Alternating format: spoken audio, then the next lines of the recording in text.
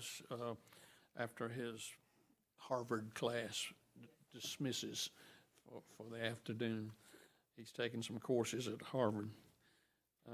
This is the Public Safety Committee meeting, and we're going to start off today with Chief Holbrook giving us a Columbia Police Department update. Chief?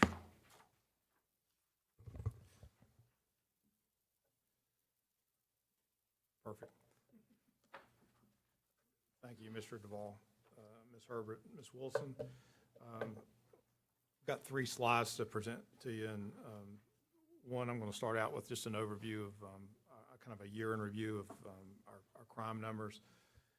Included in your packet today is a pretty detailed executive summary of what I'm going to talk about crime-wise, and I know my portion is supposed to be brief, so I'm just going to hit some highlights. But last year, we responded to over 176,000 calls for service. We made over 4,200 arrests, responded to 7,847 vehicle collisions, and wrote over 7,500 citations. I say all that, it's a lot of activity with our staffing. They're really hustling. We have some very good crime numbers and some major categories to report. Homicide was down 32%, rape, sexual assault down 27%, robbery down 15%, burglary down 3%, and auto breaking and enterings are down 16%. The flip side of that, and what we're not pleased with, is our continued issues with gun crime and aggravated assaults, which make up most of our non-fatal gun shootings. There was an increase of 31%, and that really skews our overall numbers, because we show an overall 8% increase in crime. We had 98 people shot this past year, and that is the highest number we've ever had, and we talk about that in pretty great detail in the briefing. It's a little skewed because we had 2 incidents, if you remember, that involved 15 people being shot, one at Green Crossing and one at the Columbiana Mall, and one of those was fatal. We're seeing positive results from ShotSpotter. It's down about 23% in the number of alerts. That's down from the previous year. We had 424 guns reported stolen. A lot of those come from cars. And even though our car B&Es are down, our auto theft in the B&Es, a large majority of those occur with cars that are left unlocked and the keys are in the ignition or the vehicle's running. You break that number out in your report? Yes, sir. Okay.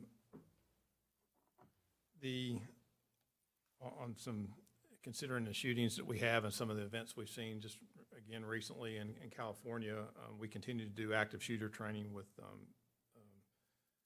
Director Tinsley and our emergency operations folks. And in 2022, they've done 38 classes, trained over 1,300 people and 212 City of Columbia employees. So I think that's very promising. Chief, just a question. Has council gone through active shooter training? I don't know the answer to that.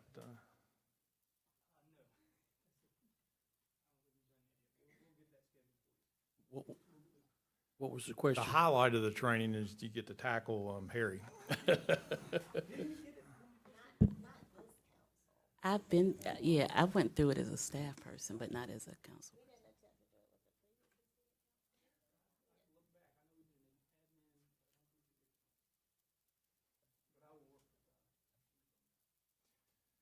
So again, your crime executive summary, it'll include general crime, gun crime, technology. It'll talk about ShotSpotter, our NIBIN program, and of course the significant investment you all made in our camera system.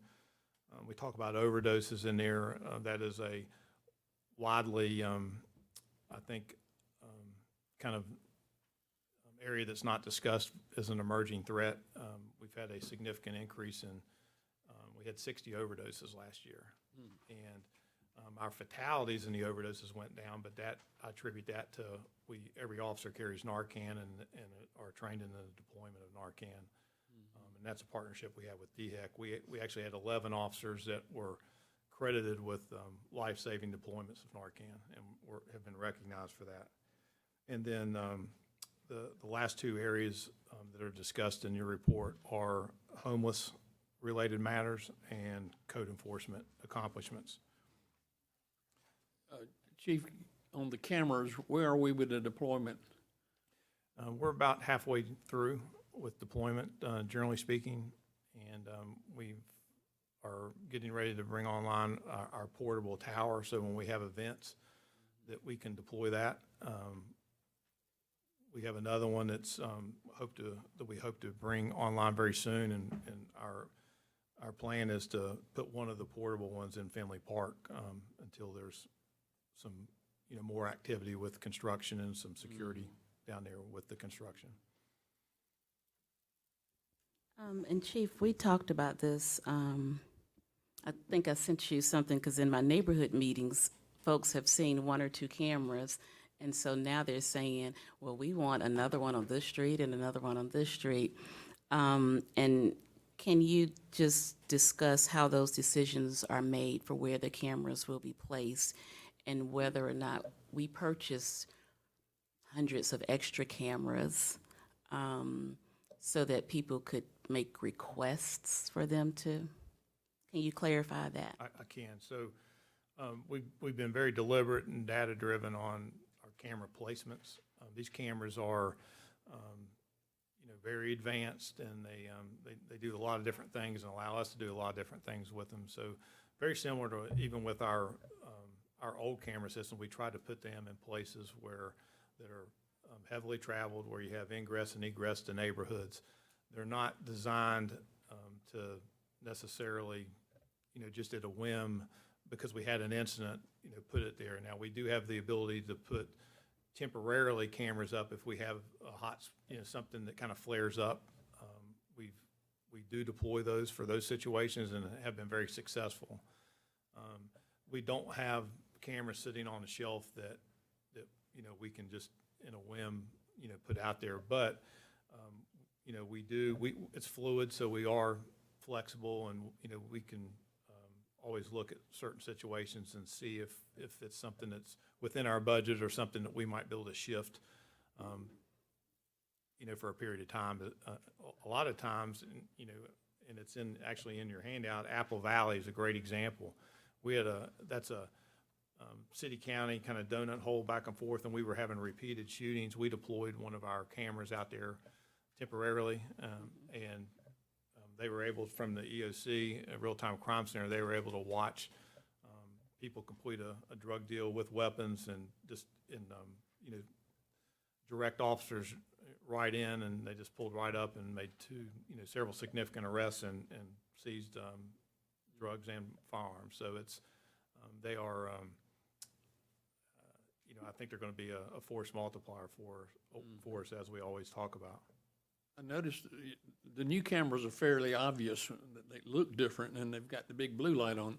I've noticed that some of the old cameras have blue lights on there. Is that a new requirement?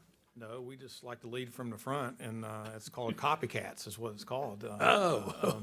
Yeah, we were very deliberate about the blue light and, putting the identification on it. We want people to know that, we do have some covert cameras, but primarily our camera systems are visible. We want people to know that, we have that capability and that they're on and working. And that's also a way for us to see if the systems are working properly. But yeah, that has, I have seen the same thing, and that's a good thing. Yeah, it is. Eric, if you could hit the next slide, please. Next thing I'd like to share with you is just some year-to-date. We started out pretty promising with our staffing. We've hired 5 officers, one of those being sworn. We've only had 1 resignation. Unfortunately, that's really where, for us to make ground, we've got to stem the resignations, and We think we're trending very positively there. We've got 7 that are in the academy right now and another 10 that are in our basic school. And we've got a number that are in field training. So we've really got the ball teed up, I think, for a good shot in the arm as far as operations. Our staff workload and redistricting study is fully underway, and we hope to have some report outs on that in the next probably about 90 days. Our facilities, as we've talked about a lot, we've got 17 different facilities and a lot going on with doing what we can to make it more accommodating to our employees. Harry is going to touch briefly on just an update on the fencing. That's something that we've talked about for quite a long time, and we had a little bump in the road on that, and he can explain that. Flora Drive is where we're relocating our recruitment. It'll be our recruitment center. That plan has been finalized, and we're working with procurement right now for advancing that. Same with our firearms range. That's all been budgeted and design's been finalized, and we're working expeditiously to get contractors in place. And then Hemlock Drive is an annex that has code enforcement and some other assets for us, and it's also a location where we will hold all of our in-service training and a lot of our external meetings. It has a meeting area. All we're waiting for that project to be done is installation of our AV equipment. It'll be a really nice facility we'll be very proud of. And then lastly, an often discussed topic is our vehicles, and you all have been incredibly generous to us with the purchase of these. We've received all of the 29 and they're deployed. We were just recently approved for the 24, and they're going through the procurement. And that leaves us a balance of 31 that we will discuss with, as part of our 23-24 budget process that gets us to the 55 and the one car, one officer. We're doing very well right now with our staffing and assigning cars to officers, so that's working out very well. And then lastly, you all just recently approved our Axon body camera transition, and we are receiving on that equipment. It was immediate upon that contract being executed, we started receiving equipment. So that's going to be a tremendous technology advancement for us. And then last is our grants. We recently lost our grant coordinator. That's a critical position for us, and that's one we hope to. It's posted, and it's one we hope to fill in the very near future. Obviously, these are important grants that we have to manage and report out on, and total $3+ million, and each one of them is really affects critical parts of the agency. Is there any questions? I did have a question with respect to the resignations. I'm glad that the numbers, they are trending down. Yes. Okay. Have the reasons changed at all, or is it still some of the things that we've heard previously? I think it's pretty consistent. A lot of it's workload, quality of life with just the pace of the operational pace. A lot of the people that have left and remained in law enforcement have gone to an agency that has less workload, or have gone to an agency that, like the academy, where you're teaching 9 to 5. But I think we've moved past the people just getting out of the business. I think we did have kind of a population of folks that made that decision, but that doesn't seem to be what we're tracking right now. And again, I think the pay plan that we put in place has had a profound impact on retention, and I certainly think it makes us extremely competitive for recruiting. Thank you. There seems to still be, Chief, sometimes, to Councilwoman Herbert's point, a discussion about, you know, those reasons, or even for our current staff, if there's a need for a survey. I've heard this brought up before and all that. So while you're at the podium, and I think you really just spoke to it, and being that we have implemented the pay plan that we have, I just wanted you to address that, because I mean, I've heard that as recent as yesterday, and I don't know always that the public understands. So while you're able to speak to some of the benefit of doing what we did and what this council did with the pay plan, notwithstanding the fact that there's always going to be other issues with the type of agency we are and the type of community policing effort that you insist upon, but it takes a minute to get staffed up. I mean, it really does. I mean, any agency has natural attrition. You have a certain percent that it really depends on, previous hiring practices years and years ago, on what your staffing is like in terms of people that would naturally be retiring. And then you have that really small segment of the population that just get out of law enforcement in general. So I think that's the steady that you always have. And the one thing that I think has been the anomaly that has affected law enforcement across the country is really the post-George Floyd effect on officers and a mass exodus, early retirements, and we were no stranger to that. But on top of that, we are unique being a capital city, in my opinion, and I mean, our operational tempo is extremely fast-paced. We have a lot of extracurricular events that occur every weekend, so where you typically, you can work hard, and then you would have your days off and your breaks. That's where we struggle with that quality of life balance for our officers. Is they work hard at their regular assignments, and then they're required, just like this weekend, we'll stand up probably 60 to 80 police officers to cover the Trump rally. That'll be on a Saturday on people's days off, and we see cycles like that all the time, and we have to plan for the worst and hope for the best. But it's that's taxing. That's when a lot of people are off, and so it affects morale and the quality of life internally. And I think we do a good job tracking. I talk to every officer or every officer and civilian employee that leaves, and they fill out a questionnaire, and it'll be categories of morale, workload, training, supervision, communication, and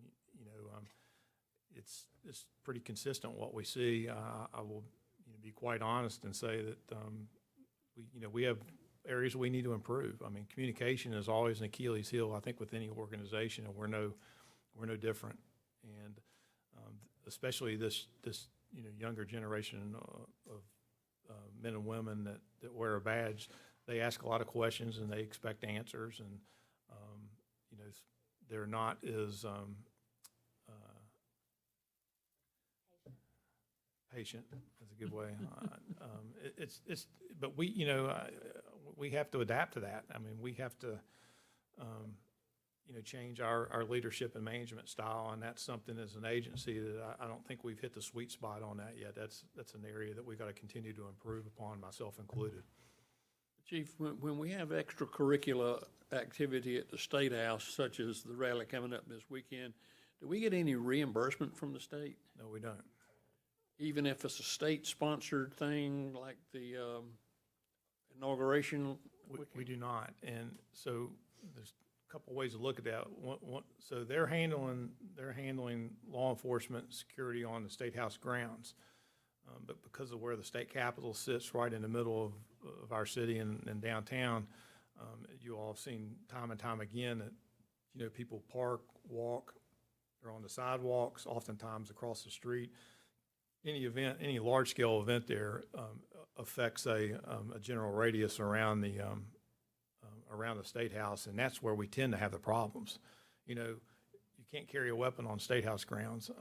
You can carry a weapon anywhere you want, you know, for the most part. State House ground. Yeah. Wonder who Right, made so- that law. So we've got to, you know, we have to be able to address that. And so it's, and then with, you know, especially during election cycles, you know, with presidential details and visits from, you know, president, vice president, once people are declared a candidate, you know, they get a detail. Secret Service asks for our assistance, and but we don't get reimbursed for that either. Do you know from your friends around the United States, then in state capitals, does any police force get reimbursements? Not that I'm aware of. There may be special circumstances where there could be an event where there's some type of funding source for that, but no, if they were asking us to augment something on state grounds, that would be a discussion to have. But you know, as it stands, we handle the city side of the you know, of the event, and they handle the state property side of the event. It seems to me that we have enough data to put together a proposal to the state government that, especially when they got the surpluses that they are showing the last couple of years, that the support that we give them for being the capital city and the capital city police department needs to have some support from the state budget.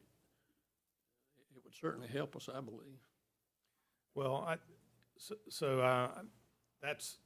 that would be, you know, a discussion or a position for, you know, for our political officials, of course. But, you know, I will say that there is not ever a time that we have asked for their assistance that they haven't provided it immediately.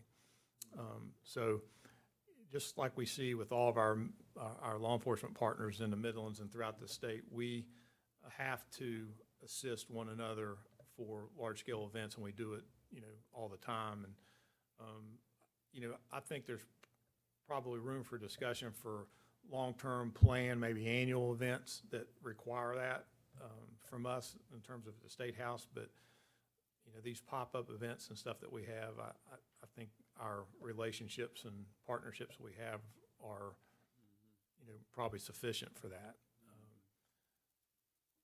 I think too, Mr. Chair, that the discussion will come up again in the context of fire, and some of the discussions we're about to have with them. And so some of it is a legal discussion when you start framing it as a fee. But I think there's an additional discussion that may have been proposed about just, you know, if the state had a willingness to basically cut a check for services every year, like an annual allocation. And I'm just not sure that we, I mean, I know we haven't formally made that request, but what I hear you saying is more along those lines. Is there data to support for the public safety services that go on, and we are a capital city? Is there data to support that? And I mean, that's certainly something we can look into if that's what we're directed to do. I think it needs to be thought about to see if, I'm sure, especially on the fire department side, there is a legitimate reason to ask us to provide the equipment that's going to support fire suppression on all the state property we have. So we'll table that, and I think it may come back up in the fire report as well. Okay. And I did, Chief, two things. I wanted to go back to your comment about the George Floyd era. And I had a friend, really good friend, who explained to me, and I don't know if we've ever talked about this, so this is interesting. Someone who works with me said, I was saying we're losing officers, and they said that they need to look at the culture, the atmosphere. And he explained to me what his very best friend did not appreciate about what we were doing, and I won't get into specifics. But Maybe in Columbia PD? Yes. And I said, oh, that sounds like community policing, to which my good friend said, yes. My friend did not want to do that. And it was a point of, reflection and inflection for me, because I kind of wanted to say, that's what we're all about at the City of Columbia. And if he left, I'm not saying we wanted anyone to leave, but if he felt like community policing was not for him, then I don't think that was a bad decision. Did I say that in a good way? Sure. I don't know, what that, I'm trying to say it the best way possible. right. We're gonna, you hear me say this a lot. I mean, we're gonna police constitutionally, professionally, ethically, and with empathy and respect. I mean, people can couch that however they want. That's the way we're going to police here. And, we have to give our officers discretion to make decisions on arrests and how you arrest. Later this afternoon, I'm speaking at the State House on bond reform. And, one of the interesting perspectives that I plan to share, and you don't hear it discussed with bond reform, is we have been extremely forward-leaning and courageous, in my opinion, with police reform in our state, especially being a southern state. I think they've taken the lead on it. But all the best practices and reform measures, it's going to be negated if they don't get a handle on our prolific offenders. And the reason I mean that is, so one of the things that we've learned that history has taught us is our approach of casting a wide net to find, one bad actor leaves entire neighborhoods disenfranchised and, with law enforcement. Creates a lot of distrust, a lot of harm. And we didn't have anything to show for it. So we have learned to be strategic, very, very deliberate in how we identify our offenders. And we are very, very focused on that, leveraging technology to make sure we get the small percent of these prolific offenders that are wreaking havoc in these neighborhoods and committing the large majority, 80% of the crime. Those are facts. But if we do that, and then we let that particular offender right back out, I mean, we're totally negating a new philosophy and a new way of 21st century policing, and it's just going to set us back, and it creates frustration on everybody's side. We can't have a shooting in a public housing complex and have our shooting victim laying on the ground dead with an ankle bracelet on, and then 14 other people in the general area wearing ankle monitors. That is a failed system. Well, and I think that's true. If anyone says there's a very simple solution, I always say, "Oh, well, you don't understand the problem," because there are little pieces of the system all throughout the system that we have to work on. On another note, and I did email you about this. Please explain what the cameras with the blue lights are for, because I had some folks thinking that y'all were getting speeding tickets and they were going to start getting some. So just for the public's purpose, explain to the extent that you feel comfortable what the cameras are for. Are we about to start giving people tickets for speeding based on the blue light? No, that's against the law in South Carolina. So speed cameras are not allowed in South Carolina. A lot of people misconstrue the cameras you see at intersections that are there as speed cameras, and those actually are reading the traffic for the signals. So there's no speed cameras anywhere in our city. There's no red light cameras, which I think there should be. That's something that I think we should be lobbying hard for. Red light cameras. That would completely change the behavior as far as driving in our city. But our cameras are for monitoring public space. It's just that simple. for us to be able to remotely monitor public spaces and go back and review anything that would happen in a coverage area of that public space. I see it on TV all the time because I watch all the crime shows, and they just use every camera to, if a particular person is running out of a house, this is how you figure out where they went. And on another note, with the stop sign cameras, is there any state legislation that prevents those? Yes, there's no legislation that allows speed cameras or red light cameras at this point. And none that prohibits? I think preemption is what prohibits it. It's not allowed. You can have the cameras, you just can't ticket with them. We could put the cameras up and get lots of statistics, and I think we would be the red And I light think, running capital And I of think the there are state. some statistics on that, and again, that that's a whole nother discussion, but those camera systems should be civil, not criminal, and it's a way to change behavior, and it would There is, also create some revenue. there that's is a for group in Columbia, a civilian group I'm working with them, that are promoting automatic safety cameras, and we had a meeting at the Municipal Association 10 days ago, and we had 6 or 8 groups from around, the civilian groups from around the state that are also working on the same thing, and we're going to try to put together a campaign to begin an effort to allow automatic safety cameras, because they do work. Agree. Thank you for your opportunity to share this update. Next, we have Emergency Management Department with our Harry Tinsley Director giving us a briefing.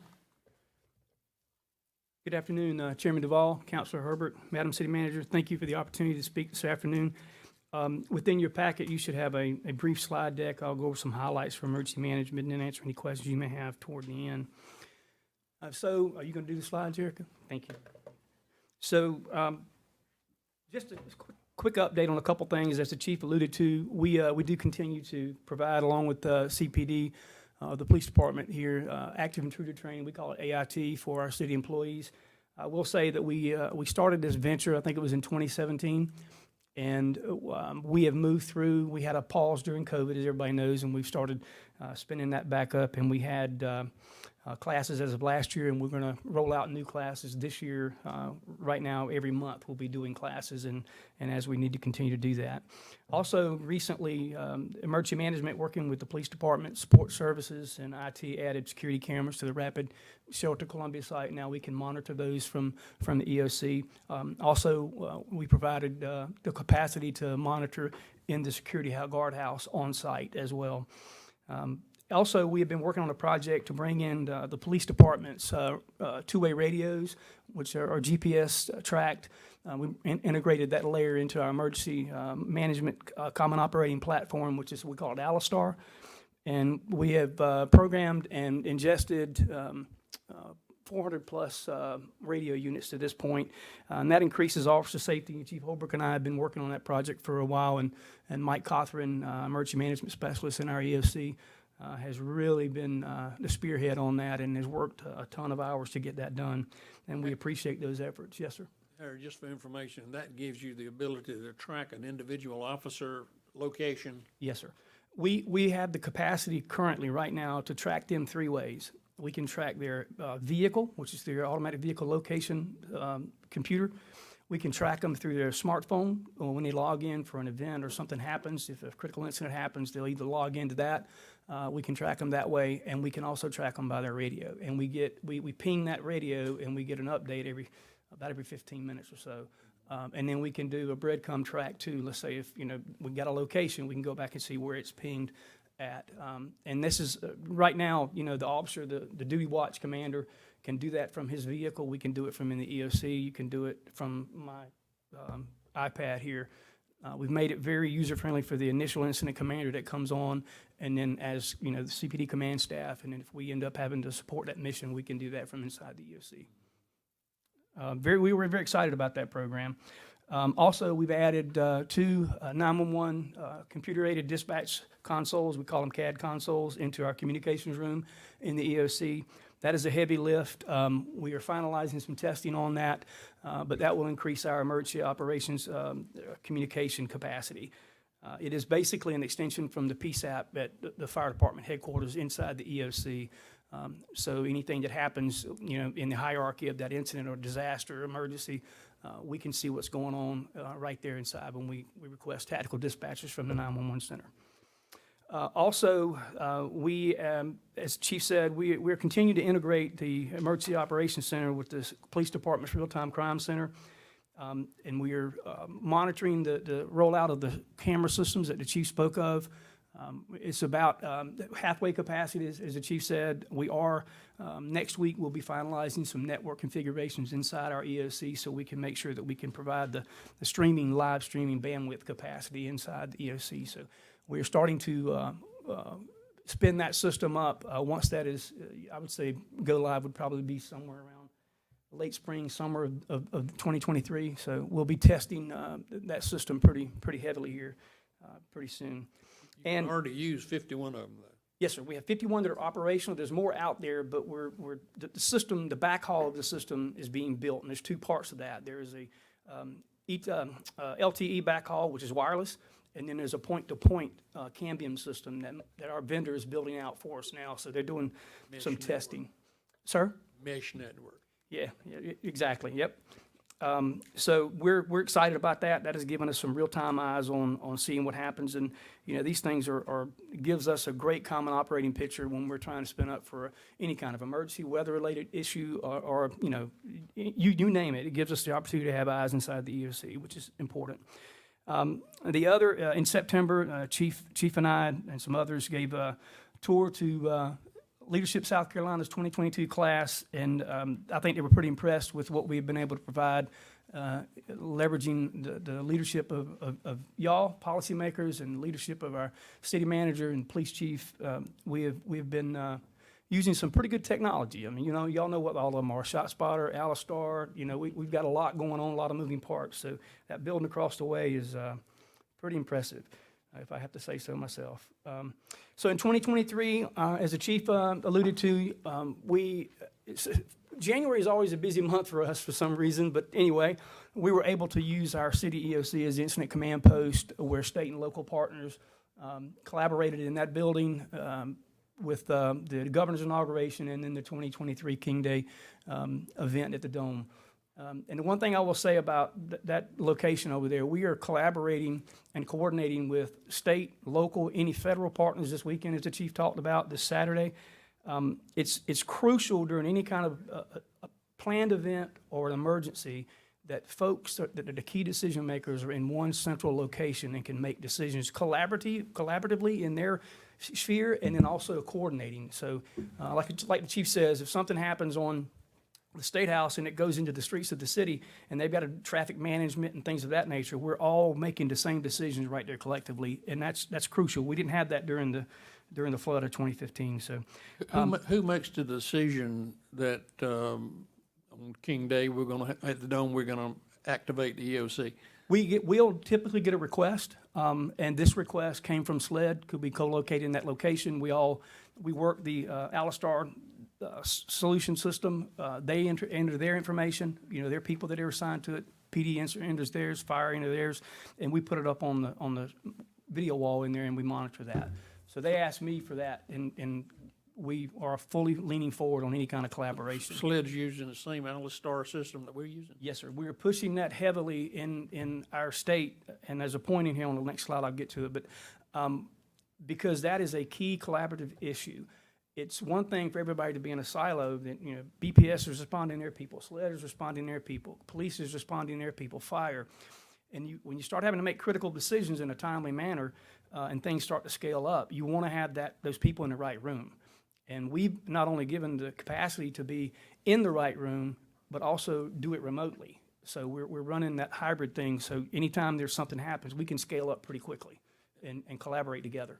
going back to my original question, though, who makes that decision? Is it up to It would be me. Chief Holbrook or you? It or- would be me once those request is made. If it's a request that we're already building out a process and we have a mechanism for, we'll do that. If it's something that's outside of that, and I think the city manager needs to make that call, then we'll upwards report that to her and the police chief, and we'll have a discussion from that point.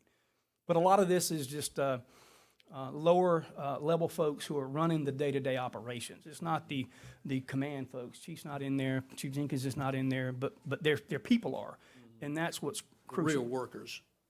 Yes, sir. Yes, sir, we are. We want things coming through the Emergency Operations Center.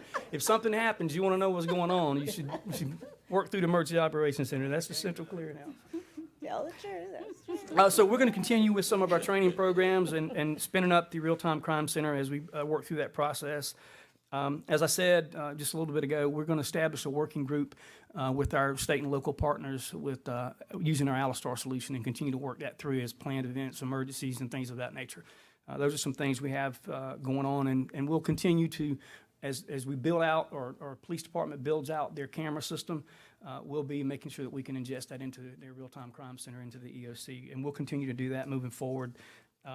In closing, I will say the chief talked about the fencing project. We do have 2 security fencing projects, one at 1800 Main here at our Emergency Operations Center, and then one at 1 Justice Square at Columbia Police Department, which also encompasses the courthouse area. We went out to bids for that. We've received the bids back. We are working through that process. We've got some budgetary issues that we've got to work with. I'm working with contracts and procurement now to work through that process. Hopefully, we'll be able to work through and be able to adjust what we're going to be doing and maybe do some addendums to the current solicitation that's out there. If not, we will have to rebid. And that last slide is just a couple pictures from some events we've had as we work through. This is from the governor's inauguration here at the bottom.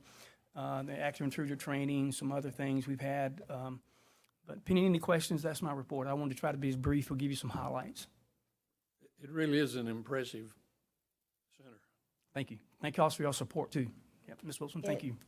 Harry, I just want to say thank you, to both chiefs and you, the effort that you put into this every day, and, leaning into our folks in the field and folks who are on the floor and there on a daily basis is very meaningful for our city. I don't know that our public really understands what an asset it is, and I think this is another one of those opportunities. I was just telling Kevin to tell our story that I'm hearing the council always mention. Obviously, there are certain things we can't tell, and there's covert things that have to continue to go on, but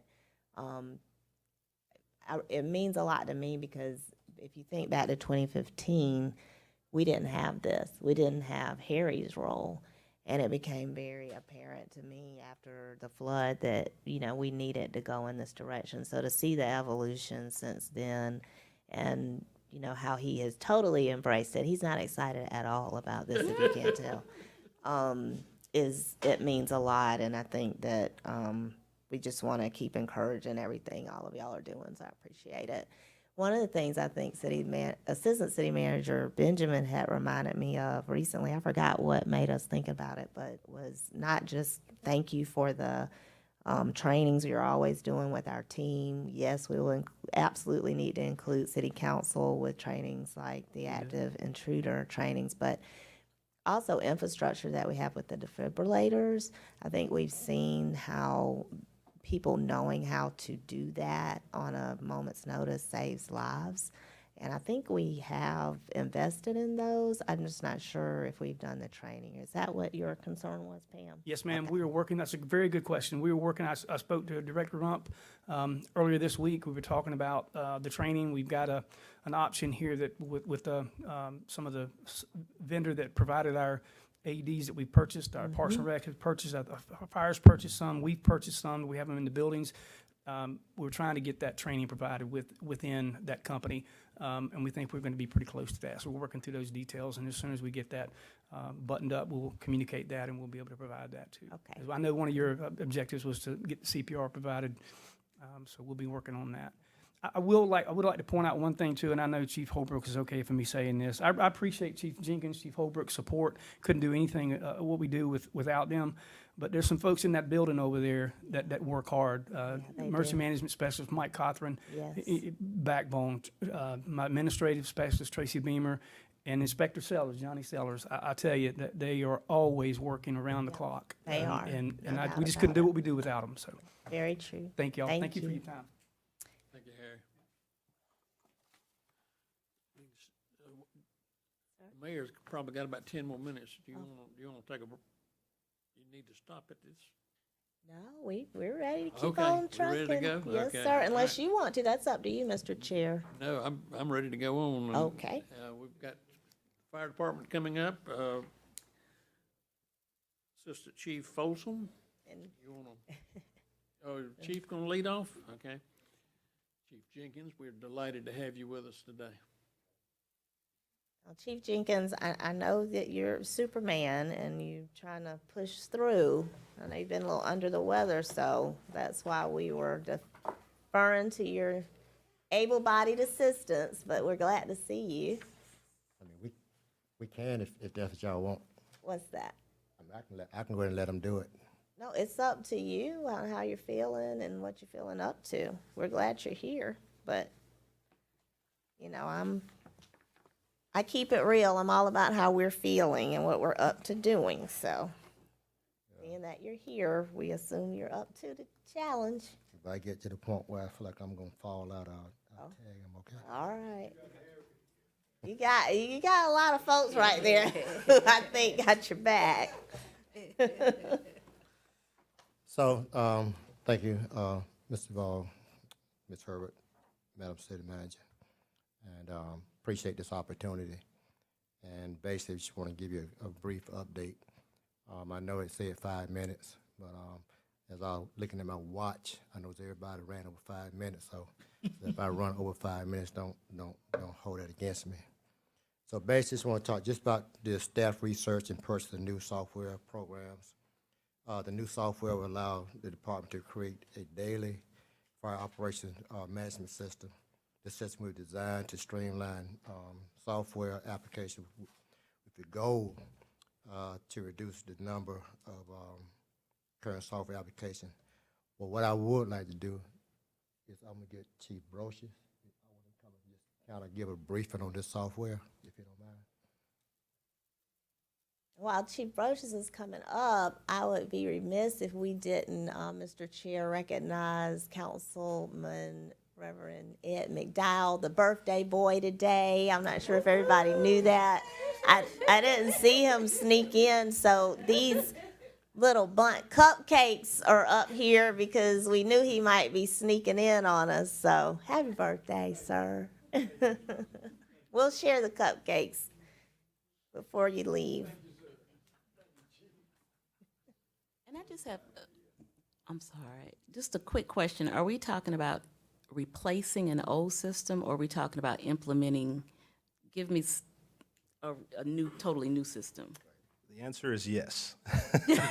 Okay. So currently, we're using a system for our records management database. So basically, every incident that occurs inside the city where we respond, we collect data and then we report it up to the national center. This new system is going to allow us to collect a lot more data so we can give that over to the fire chief, and Chief Jenkins can continue to make database decisions. So not only do we want to collect data on our incidents, where we're going, how long does it take us to get there, where the hotspots are occurring so we can provide some intervention strategies, but also maintenance on our vehicles. Currently, we're using a separate software to do some of that tracking, whether it's our folks spending time on physical fitness, requesting training, going to training. We use multiple applications to track all of that. This new system will allow us to keep everything in one location, one password, one bill, and basically dial everything down into one operations system. The great thing about it is there's an opportunity for us to partner not only with city police, but the county sheriff's office, emergency management as well. So when an incident occurs, we all have live data, all at the same time, all sharing the same exact information. We saw how important that was during the Blythewood school shooting hoax. where we all responded, multiple agencies, and didn't have the exact same information. This will allow us to do that. And then we talk about our cardiac events in the city. The system also has an ability to where when someone dials 911, if they're on a mobile phone, the caller can talk to dispatch. She asks a question, and she goes, "Are you on a mobile device?" "Yes, I'm going to send you over a text." Click the text, it's going to turn your camera phone on. Now the dispatcher has live information and live data right there. So for whether it's CPR, whether it's active shooter, whether it's a fire, we get that information live on the spot. So we're very excited. We really appreciate our PMO staff for helping guide us through that process. If it wasn't for them, we probably would be 6 months behind, but they really did guide us down the right path. So we're very excited about this. And I like technology, so I'm trying to hide most of my excitement, but we're really excited about it. And do we know, are other agencies already using it, or is it something that, are we the first, or are several folks already using it and we're trying to catch up? Yeah, so along with my love of technology, I'm also have a passion for being competitive and being first. So we'll be the first in the Midlands. We demoed 3 softwares. This one came out to be the best choice for what we do. Other agencies locally decided to go with other software that best fits their need. That's their choice. This one, the biggest, I guess, thing that changed for us was it has an ability called Community Connect. And so, for example, say I live at home and I have an elderly parent at home, and that individual's wheelchair bound. They can go into the system, create a profile, and put that in the system. At time of dispatch, our firefighters will know that there's an elderly individual living at that home that's wheelchair bound. That's crucial information for us to have as we're responding. We had some of the examples they gave, local police, I believe it was down in Florida, responded to a home. The person had created a profile explaining that there's an individual there who was about 6'5" and 300 pounds, but he was autistic. Without that information, typically that call could have gone a different way, thinking that person was perhaps being aggressive for no reason. Well, police had that information, fire had that information. They were able to de-escalate the situation and had a positive outcome. So those types of stories that we heard is basically the leading cause for us to make that decision, or that recommendation for Chief Jenkins to make the decision. And I guess there'll be a rollout for that purpose with the community side of it, so community facing, to encourage people to create profiles and that sort of thing. Absolutely. So we go into our next implementation meeting on February 2nd, again guided by PMO, and we look for more answers out of that. We hope to roll out by this summer, and that's going to include a lot of press releases and getting our community on board. It also has an application in there for local community business leaders as well to create profiles for their business to let us know crucial things too. Great. So Chief, I would ask that we do take a break. The mayor wanted to hear the rest of you all's presentation. He said he needs about 5 minutes. So we can put, is that okay, Mr. Chair? I was trying to give you a while ago. I didn't know, and these breaks sometimes become longer than necessary. I didn't know that they've still got a lot to cover. Well, there he is, so that works out. We're about to break for you, but thank you, Mayor, for joining us. I just left some folks online. Okay, thank you, Mayor. Well, no need to break, Chief. Okay, this system will also help us prepare for our up-and-coming ISO inspection in progress.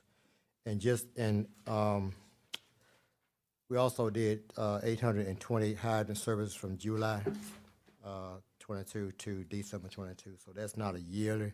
I will say that a lot of stuff not going to be yearly, that update that I'm giving you all. That will come as we do our yearly reports, which hopefully we have it published by at least all those numbers in by next month to be able to give you a yearly update on what we're doing. Okay, next slide.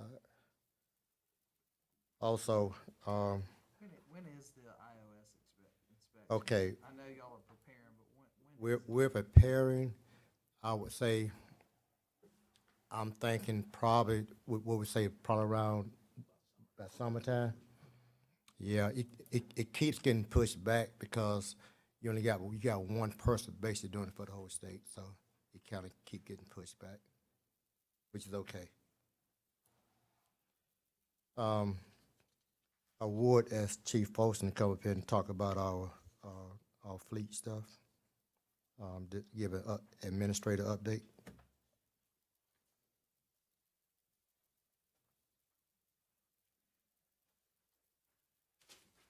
Afternoon, everyone, and thank you for having us here. So our fire fleet, we just got in a new engine one, new Pierce Enforcer engine. We'll be sending out or contacting you all for push-in coming in soon. We should have that truck in service by the end of this week, being as if they get everything ready. Also, Station does that go to? Station 1, headquarters, 1800 Laurel Street. And we have some other ones on order as well.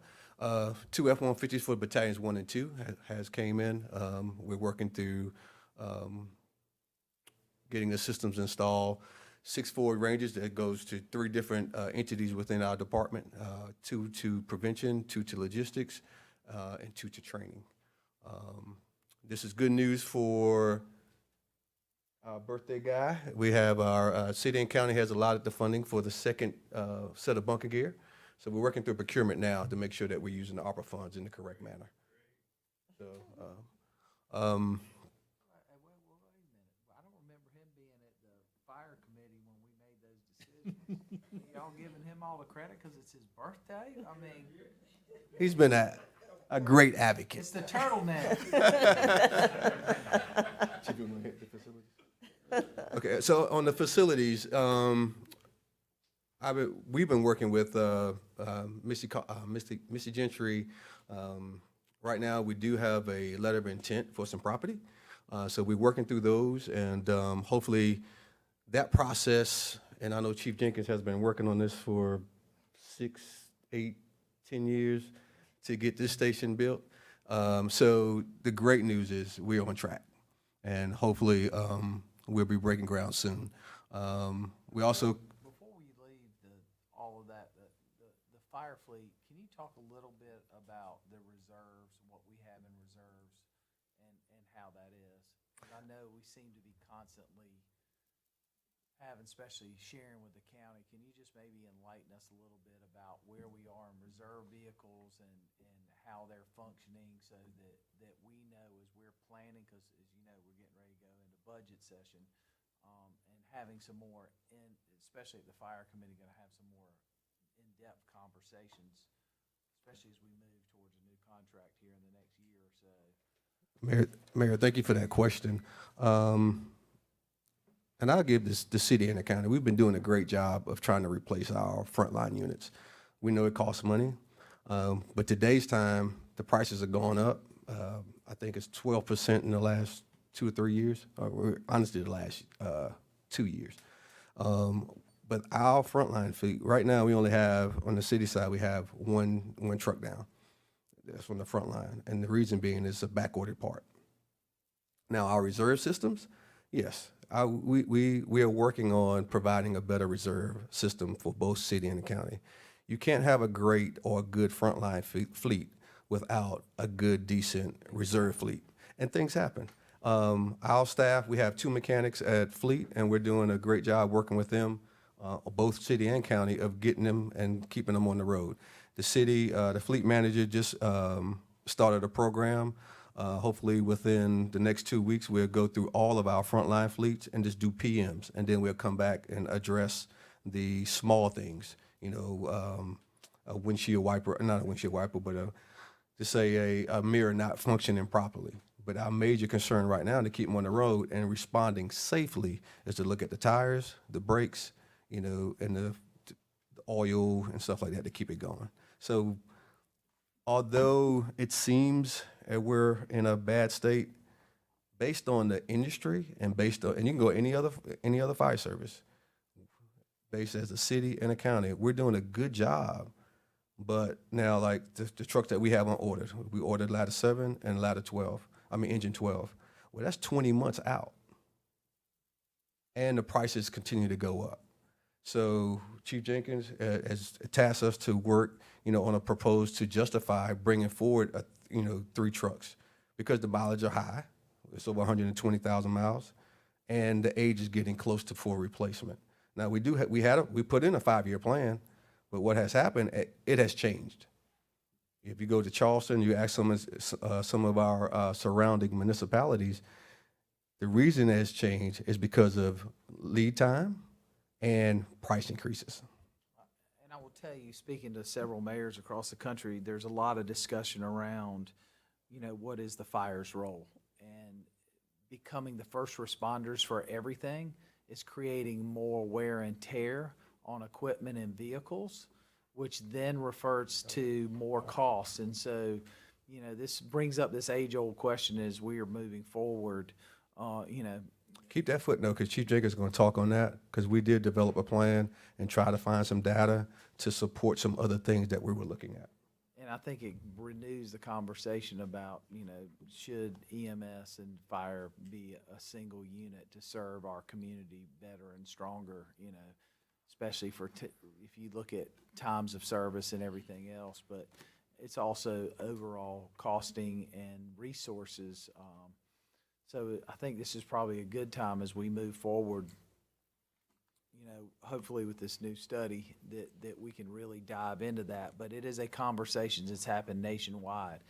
And a lot of it is because safety became the major discussion about that. And the safety by wearing our materials out on a car wreck versus on a fire, which it was intended to use for. So it's kind of interesting debate, what do we do here? So, It's a good question based on the number of calls that we run. I mean, if you look at our number, yes. Thank you.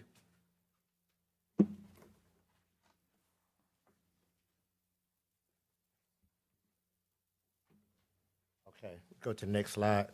Just want to kind of give you an update on our training division. The total training hours that our training division has provided is 122,548 hours. And these training hours are very important because we have to catalog all our training hours because of the ISO. That's part of the study. So we are well on track we do a lot of training. And I would say that's why I can say this because I say that's why our folks are so marketable, because of the training that they do get, and also we just got such a great training cadre that we have. Our direct hire recruit school program to onboard qualified firefighters. This is a program where we don't have to put them through the full 18 weeks of training. We can bring them in because they're already experienced. We can put them through, is it 6 weeks now? It's 6 weeks. We put them through 6 weeks, and we can have them ready. But we can also give them an additional training to move them up to the senior firefighter status so they become drivers.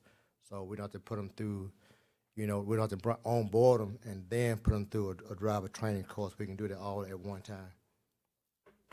And I'll talk about as we move on where we are with that. Also, qualifying practical evaluation to assess ability of direct hiring recruit program applicants. So, and the supplemental driver, which I already talked about, the promotional tracker. This is to track people for promotions, so we'll know exactly where they are in the system. So they can't, when they become eligible for promotion, we know exactly what they have. But also our instructor tracker, we know exactly what our instructors have and what they qualify to teach. So that makes it a whole lot easier. So, as you know, some of you may know, I don't have a professional service as chief anymore because Chief Hams actually just retired. And but we still have to.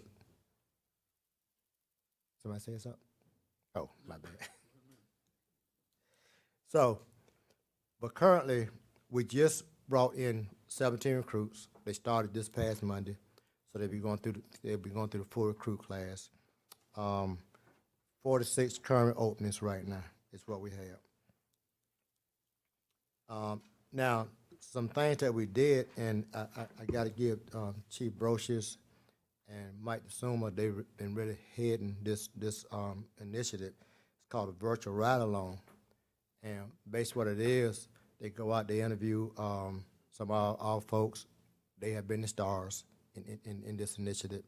and we actually put it on social media, and people see exactly what we do, how we do it, and we also get our firefighters to talk about, you know, the job, what it means to them, and all that good stuff. And we've had some pretty good hits on it, and we've received a lot of feedback from it, so that's working real well.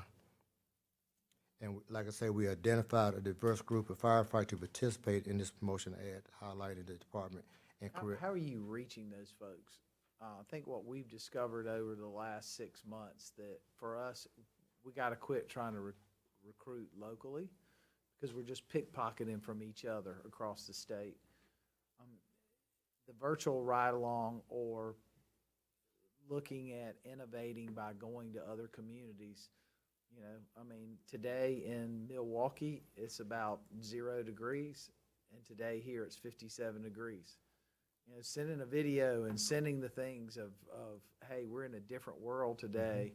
Come here, people are looking, they're moving to the south. Let's open up the opportunity to get a longer reach.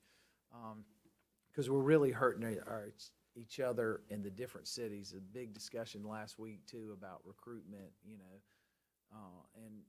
but also how do we get young kids? I think it's a great way for them to see what you do and how you do it and all. On the staffing in September, I believe y'all were in here. There were several classes. So where are we exactly? What's our percentage? You said 46 openings. We had a number. So what is that really in the scheme of things out of how many? So if you look at, if you add them two numbers together, the 17 and the 46, that's where we are. But we have, we have 17 of those, what it was, 63 openings. We have 17 of those filled now, so we are dwindling it down. So. Did we lose more since the Yes. fall? So, because I Yes. know we had, what, 2 recruit classes? So we So are. how many of those made it through, and then how many folks have left since then? So when I give you my yearly report, once you put all those numbers together, we tell you exactly how many people that left in year 2022. And we'll tell you exactly what our net gain is, you know, as far as what we've hired. That's why we putting in so many different programs. We're doing a direct hire. Right now, I'm going to do, we don't want to hire for tanker drivers. I had 5 people apply to be a tanker driver. So we'll look at those folks. All they do is drive, that is a position. So all they do is drive the tanker. That's it. They don't have to fight the fire. They don't promote up or down or whatever, but that's what they do. It's most of the people who just don't want to fight fire, but just want to at least get the water to the source. Mm-hmm. So that's what we're doing. So yeah, we've lost some people. I mean, you know, I lost an assistant chief, you know, so we are losing people. How But much is it just natural attrition because of retirement versus? well, we would like to be at 3%, but I can't give you that number right now until we look at, you know, what we've done. So just so I'm clear, current staffing numbers we're looking at, you currently have 63 vacancies, and this is the breakdown of the status of those Okay. 63. We got 63 openings on shift. However, 17 of those are now in recruit class. So it takes, I guess this is the 18-week class. This is the 18-week class, so it's gonna take 18 weeks to get them out from this past Monday. They just started their 18 weeks. Okay. So, yeah, we just did a test, and I think we're gonna go ahead and do the interview for those 5 that we're gonna go ahead and get started. When we're gonna do those interviews? Interviews are next week. Okay, so we're gonna do those interviews next week, so we're gonna possibly have 5 more come on next week. But however, we may have to put them in the class, at the end of the class, with this recruit class now. We just have to see.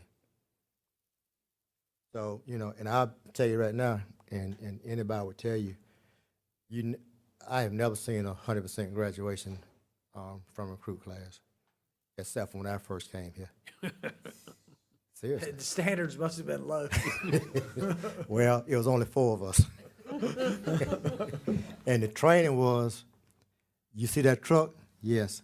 When that truck moved, you be on it. That's your training. So that's what I did. So I did have 100%, but like there was only 4 of us though. So, any more questions on that, Mr. Rickman? Okay. All right. So,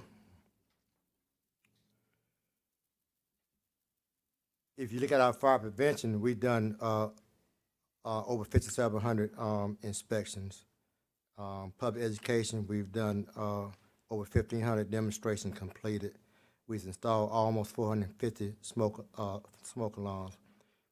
Plans views, almost 500, read at 589. And we do special events too, where we have to help out, even when sometimes we have to help out with the police department. So we did about 260 of those. But I will say, even when you look at, although we're completing these many inspections, I mean, as you know, the city is constantly annexing. So that does put a tax on our fire prevention.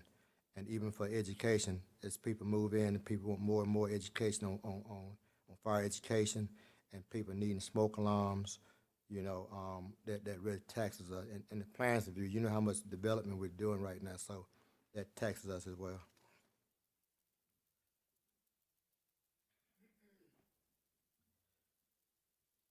So, When y'all end up getting the yearly report, especially when it comes around the service calls, can y'all really break those down into the different nature? we do.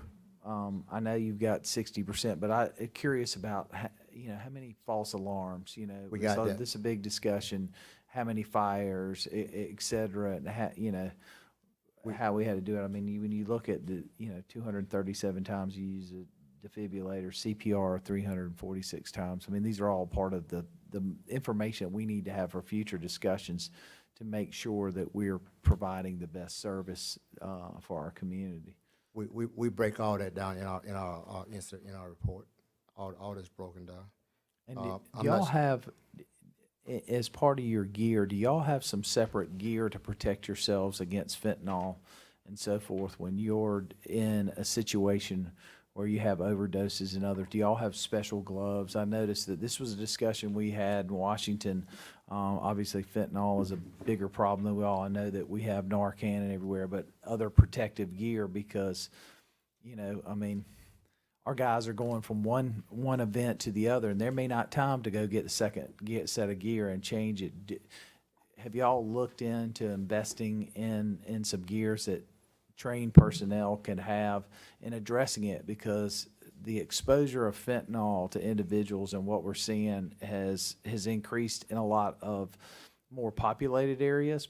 But if it's there, it's coming to us. And as y'all know, we've already dealt with several deaths here. I'm concerned about the safety of our personnel, fire, emergency, and police in that situation. So as y'all look forward, I'd do some research on that, see what we can do to protect our folks. Chief, on the, that 59%, let's say 60% of all emergency responses, that's your 34,000 number or whatever that number was. That is. And so 40% were maybe fire calls and 60% were medical calls that should have been handled by EMS. Well, yes and no. Good political answer, I Chief. know, I know it's a loaded answer. See, what I want you to really look at, don't look at that 59%. I mean, I know you have to, but what I want you to focus in on is what's under there. Our units perform CPR 346 times for unresponsive pulseless patients and using the AED, which is what we're talking about putting here in City Hall. So it's saving lives. And Well, I so- agree with you. But we gotta know what the difference is from when it is saving a life at a fire or an incident versus a car wreck and other stuff, because I think we gotta create that balance. Right. And there's a reason why there's an EMS system and other things, and I think that's where we're headed is we really gotta dive in deeper to it, because what you do on a fire site is what you're trained to do and what you're supposed to do. But the cost and what we're doing, there's a better way to handle it. And there's a reason why other cities do it the way they do it. And I think that's what we're trying to get at. Should be him, yeah. Right. I'll- Because I know how important it is, and you know, having our trained guys, because That's the on a fire county. scene, you never know what you're gonna walk up on. Mm-hmm. We absolutely have no idea. But, you know, The other factor, though, becomes what is the capacity of the county to respond in a timely manner? I mean, just being frank and honest with I think the reason the chief goes to that 346 times of performance CPR is but for them having gotten there first or breaking down that data. So it's a collective discussion that has to be had, must be had with county emergency management director, who I believe is where the EMS response falls under that I think leadership. that's our general point Yeah. is that there's a lot here that we need to look at from times, costs, because the county is part of this. You know, they're part of this Columbia Richland Fire Services, so they're part of this and these elevated costs. But when you start looking at what it's driven for us for overtime and other things, those affect every other part of our budget. So we got to dive down into it and have a comprehensive conversation is, hey, we're in this collectively.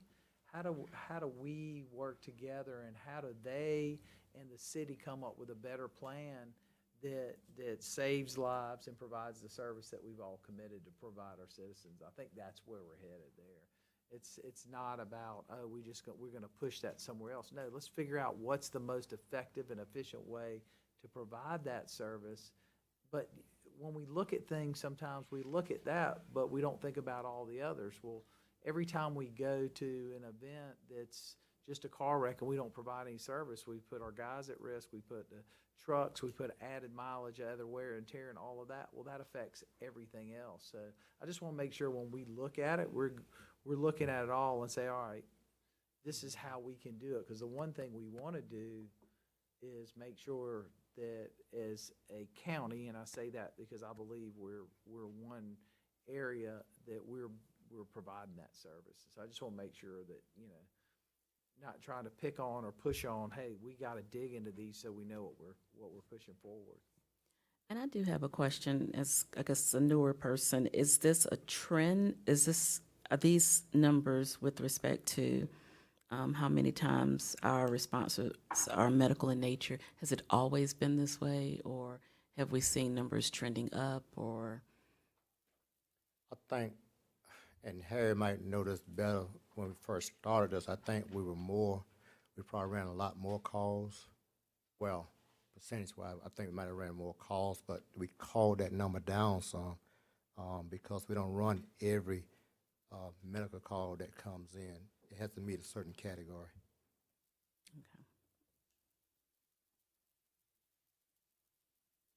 Okay.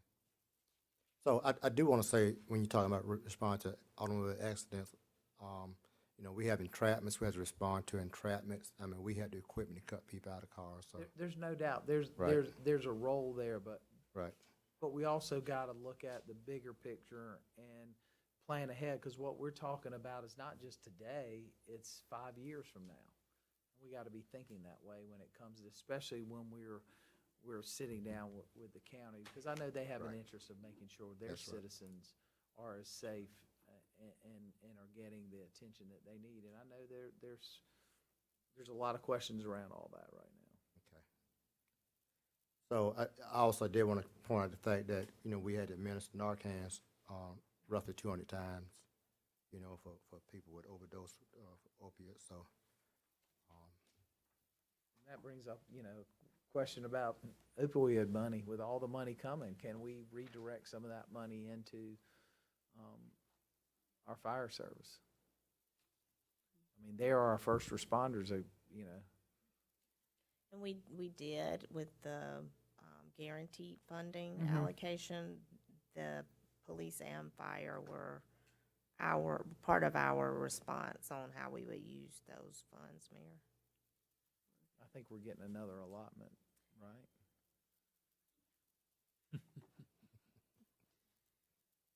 We are. So when we talk about combining the service, you know, I was on the panel in, that was years ago, in Georgia, near Phoenix, when they first did their combine. So it was a growing pain. So it's a lot to think about. So I can get Chief Kip to talk about this stuff, but since we already talked about it, ain't no me to get him up here. So as far as calls for service, now what you're looking at is for the year 2021, and you're looking at our average response time, and the average personnel that we sent on these calls were at least 5. And you look at our total fire loss, which is a little over 3 million. But if you look at our total property saved, and these are just fires now, we're talking about just shy of $9 million on property saved. So it does work. Now, the one thing I would say about these numbers, if you look at the next slide, and it says total calls 25,000, but that's just through September. We got to vet all these numbers because they get validated from the National Fire Incident Database, and so we vet these numbers. But if you think about incidents, and we're probably talking probably closer more to 38,000 for this year. But if you start looking at if you look at the number 48,000, that number kind of depicts that, you know, when we send apparatus to certain fires, that may be one incident, but you may have 5, 6 trucks responding. If it's a house fire, it's not and that number. So that's kind of when you look at that 48,000. So, and you talk about wear and tear on trucks.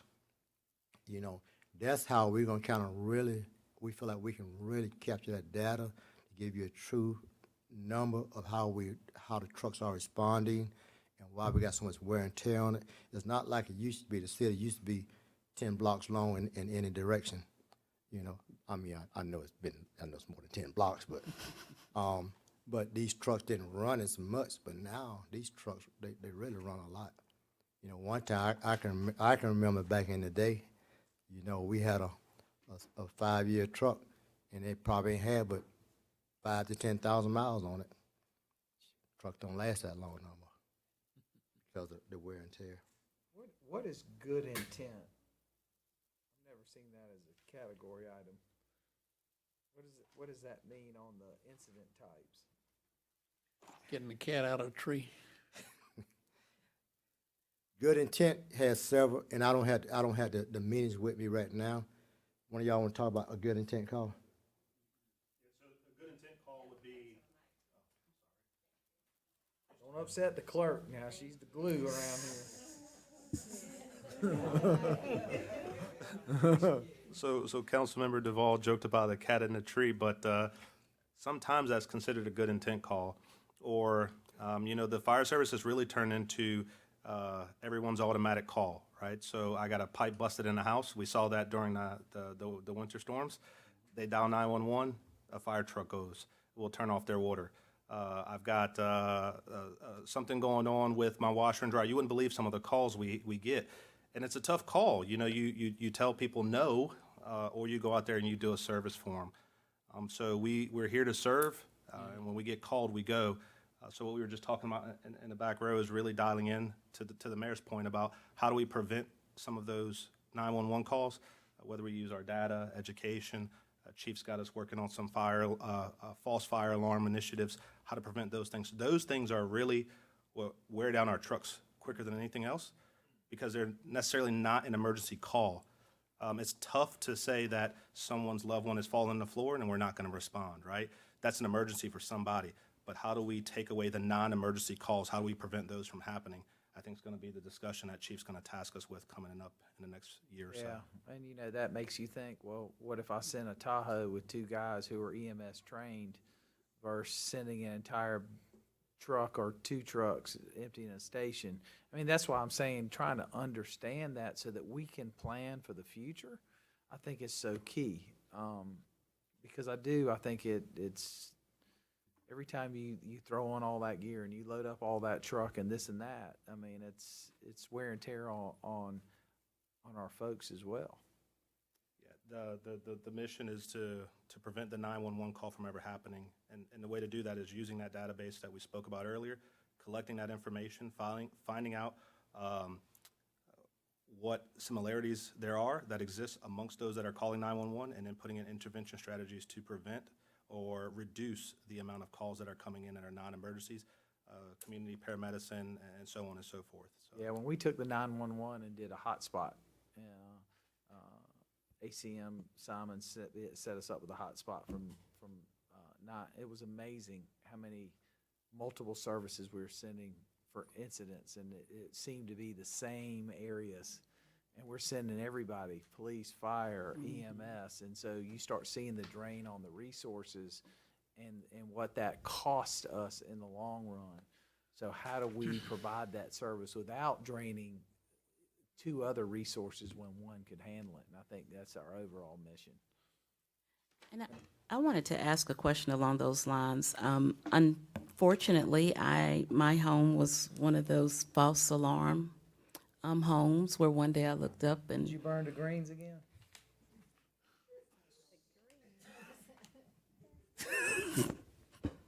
no, because I just rather not cook the greens. Oh, Daniel. And I can't remember what it was, but someone was doing something with the house alarm, and I just didn't know. And next thing I know, there's a truck in the car. I guess my question is, do you have a lot of them that are directly related to home security systems, Yeah, or because I mean, I think I'm wondering because that's just such a large percentage of the calls. Trying to narrow those down. now, we get false alarms, and that would be considered a false alarm. What can we do to decrease? I mean, because I don't even think I did it. I'm not sure who did it in my home. I can't remember all of the facts from that day. I just know. Not me. It was not me, I swear. I don't remember, but I do remember being really apologetic that everyone came out. was you. No, for my household. I was apologetic for the whole household. But is there something that you see more often than not that could be, that you think we can do something about? You know, some of the things we just can't begin to even figure it out. But, because I'm trying to figure out, why does the alarm system folks automatically send fire if we haven't given them an indication of a fire? Well, because so let me put it this way. Let's say if you do have an alarm that goes off, you call your alarm company up, or your alarm company may call you, so you got an alarm going off. Okay, then you say, well, there's nothing to it, it's a false alarm. So once we get the call, we still have to come out to verify. We're only gonna send one truck, but we have to come out to verify because for us, it's a liability because the alarm did come in. And So if they call you all before verifying with us, They have then you still have to. we'll send a unit to verify it. Now, if it's a multiple, if it's something that comes in, several times, we can make the decision not to come out. But if it comes in the next day, now we're gonna come out. See. And your alarm system, believe it or not, they can be very sensitive. They can activate off dust. That's why we tell people, make sure you keep them cleaned up, vacuum out or whatever, so that dust won't collect on them. But so they're pretty sensitive. Write that down. Now I wasn't throwing that at you. dust. It was the dust. Who's gonna cover the classification? City manager? We're gonna take, I guess we'll do it together, but I'll also have Ms. Benjamin come up. But these are really the same slides that you all had in your recent work session. And so what we were asked to do was bring this back again for a deeper dive with the committee. So that's the attempt today. We also have a slide, or we can talk through the fact that our consultant did the compensation and classification market study citywide, which I'm not really ready to get into the citywide piece of that because I think it's more appropriate as we are in the budget process. But because we were asked to bring fire ahead of that, just due to some of the challenges they're experiencing with staffing. And then in the region, what we've seen is Richland County, of course, moving forward with some pay increases as well for their public safety functions. And then, of course, we recently did the police pay plan and approved that and implemented it. We wanted to go ahead and bring you the numbers that would at least get fire to the hourly rate that's more in line with similarly situated agencies across the state that have a very similar call volume. Actually, our call volume is a good bit more than most of those that we've done the comparisons to. So with that, I'll let Ms. Benjamin add anything additionally, or Chief Jenkins. So, all right. You know, what gives me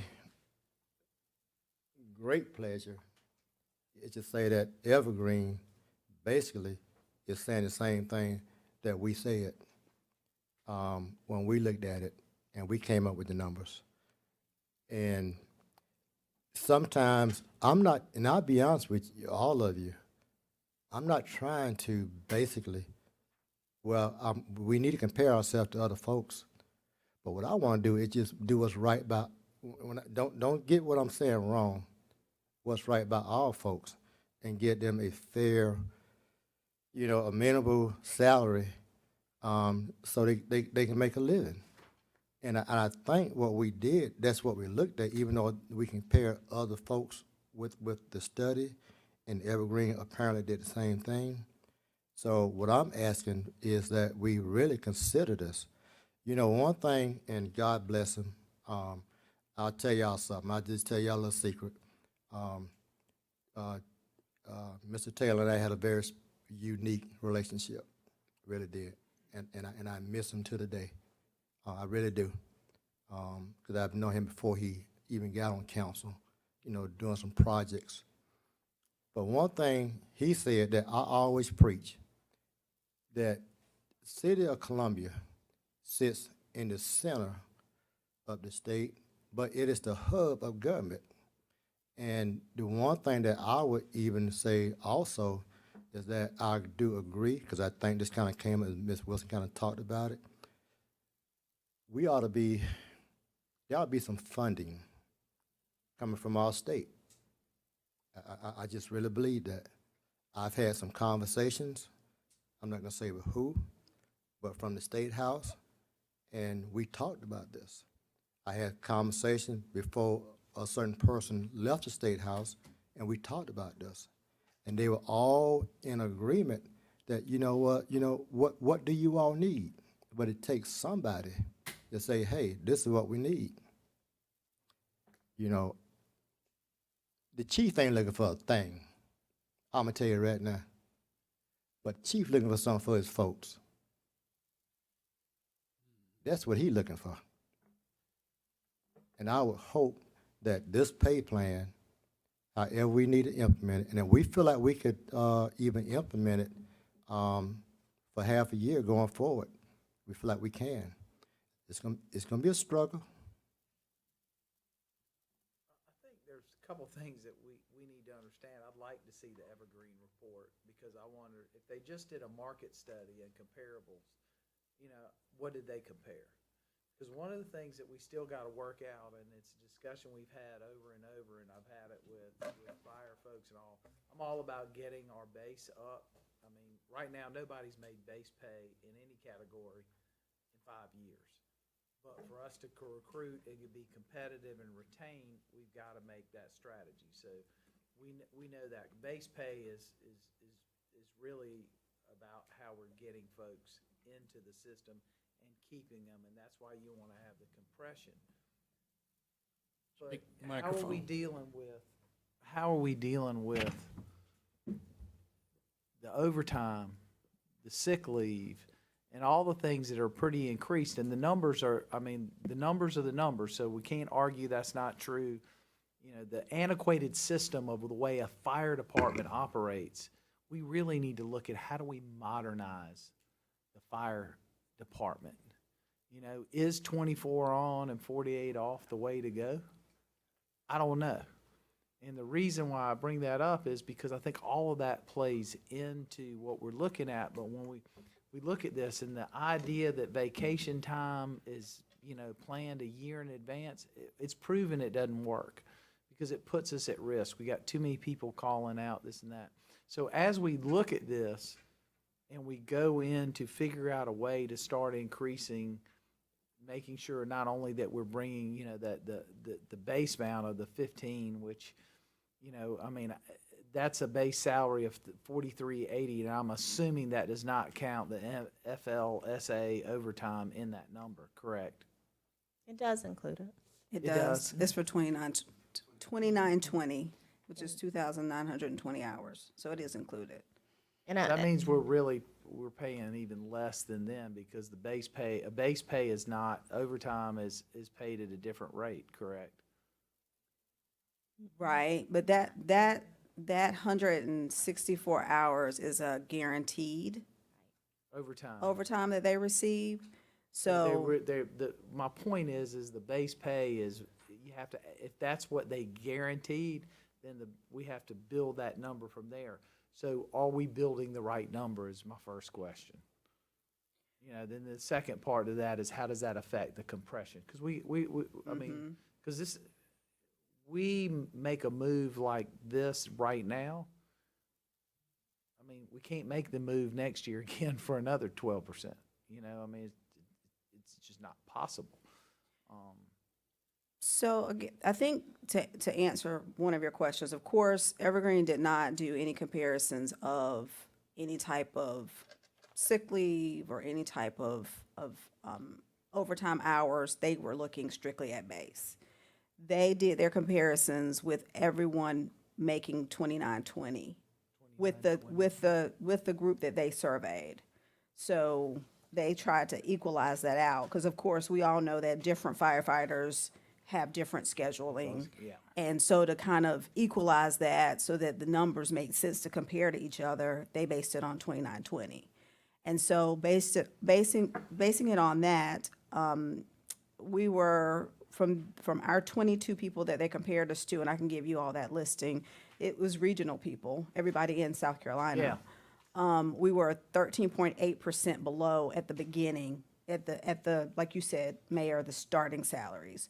So that's where the foundation is built on those starting firefighter salaries and then goes from there. And so that's really the base concentration, but you're exactly right for saying we have to look at compression.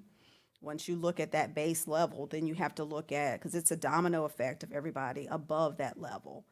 And so they have given us some preliminary information about what that looks like if we were to start at that $15 as a base and move upwards. Where did would you know where their salary range stopped? I mean, obviously they wouldn't.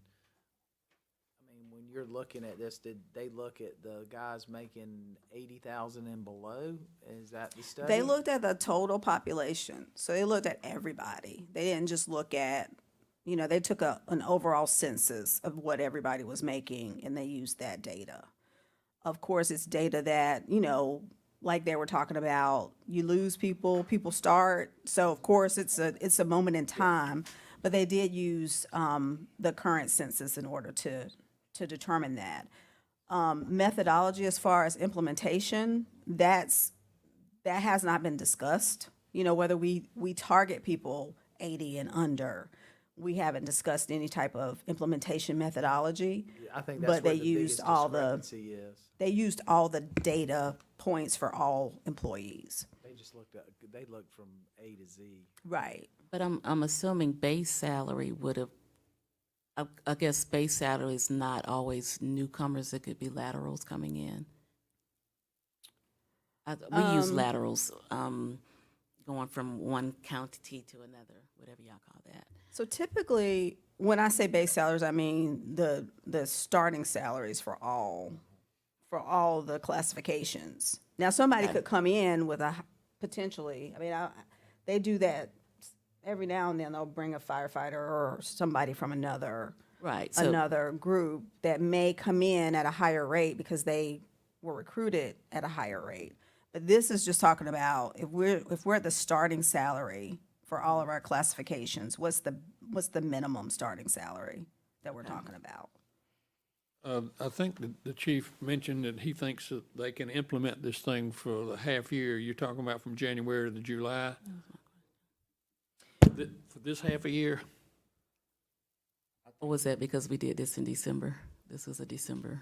I think they were looking at half years calculations as far as, because of course the major cost is the implementation. You know, Right. you gotta start it. And any consultant or any good HR professional is gonna say you gotta bring people to the new minimums. So anybody that's lagging behind, you know, if we have a firefighter that makes 35,000 or a firefighter that makes 40,000, we would elevate all of those individuals to the 43.8 to get them their new starting salaries. I think we probably want to be looking at the cost of implementing an increase right now that would be fully realized in July. Get an increase right now that will step us in the right direction for this last half of the fiscal year, and then fully budget next year. And let the city manager look at her resources to see where she may be able to fund that. So Whether it's bringing it everybody up at the bottom level to $15 an hour, or going back to January 1 and starting the increase then. Maybe come up with some options for us. The January 1 to June 30 timeframe would have to be based upon whatever cushion, I'll just use that word, is in the fire department's budget right now. And I think they have looked at that to help supplement whatever additional funds. We would have to put our heads together to come up with whatever that delta would be for the amount that equates to bringing everyone to the minimum, which is, and then I think they were adding was it 260? An hour would be the additional amount to address any compression. 260, yeah. yeah. So the question, I guess, that you're asking, Mr. Duvall, is if we have options that show the January 1 to June 30 timeframe with just bringing everyone to the minimum, and then the option of what that looked like for the same time frame, bring everyone to the minimum plus the compression. Starting in July. I wasn't even getting to what starts in July, because in July, then the annualized cost is double what I just described. Yeah. I think there's two options there of what we could do right now. I mean, we could just not deal with the compression piece right now and then just bring everyone to the minimum is what I'm hearing. Or stage it. Or that. At the end of the day, I think the reality is the general fund can't support doing this in addition to what we've already done for police, in addition to what I'm hearing. It's why we're coming to you all starting next month with a discussion about priorities and a lot of the other new projects, including this proposal that you're going to put on the table. These are services right here that we're talking about that are directly tied to our citizens that we serve. And the thought process of if there's any flexibility of the state, I mean, I don't know, because haven't been directed to ask those type things directly to them, so that we could plan accordingly to know we would have that. But outside of that, obviously there's tax increase, millage increase, things that you all have not entertained in my tenure. As a practitioner, do I advise of slow but steady, very small, incremental? Yes, you've probably heard me say that multiple times during my tenure and during the budget process. Have you all opted to do that? No, and I get it. But every year we don't do it, and every year, particularly now in a marketplace where we are truly competing with the private sector and others, and seeing changes in what people expect and flexibilities they're requesting and demanding in the workplace. At the end of the day, our role, in my opinion, outside of all of the other creative things that we need to do as a capital city, is to maintain service delivery of the basic services first, the internal needs of the city.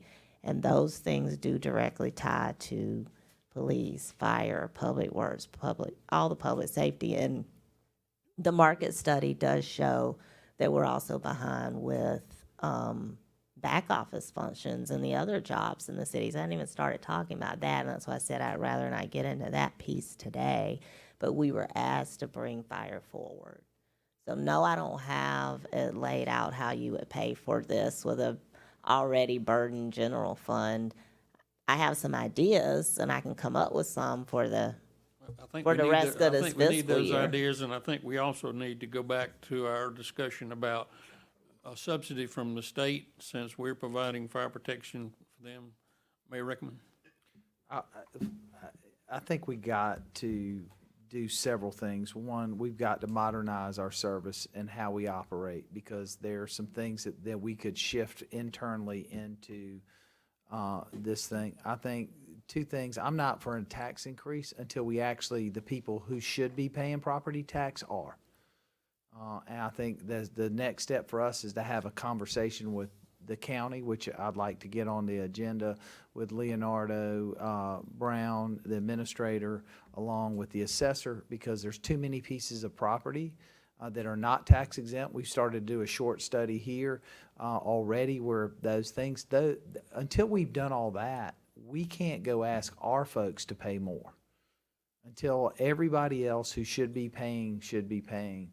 And I think that plays a big role in it. And we have gone up on fees. We've gone up on fire hydrant fees. We've gone up on sprinkler fee, all those fees. We've raised fees. We've taxed people indirectly. So, I don't want us to say that we're not trying different things. But I do think we need to have some conversations with our partners. I hate to use the word fee in lieu, but we are providing some service for a good amount of folks in town that we need to have a conversation that's directly tied to property tax. Just a quick survey of a major entity here, property that has been off the tax rolls for years, have not been used for public purpose. Those are subject to tax. So I think we're going to have a deeper discussion, and I think we're going to find some revenue that's going to really help us address the shortfall needs. Now, how we get through the next 6 months with trying to do something, I think we got to have a deeper discussion. What can we afford to do now? I think that's to what. take a step forward and there, but also understand, I haven't seen exactly what the county is committed to on the fire. It was such a broad discussion that I never could find any detail. I think it'd be great for us to find that out as well. We have what the county's done. They didn't do anything for fire. I mean, we have to initiate what happened with fire and ask them to participate for the fire side of it. What they did was involve their other functions like EMS, the sheriff's deputies.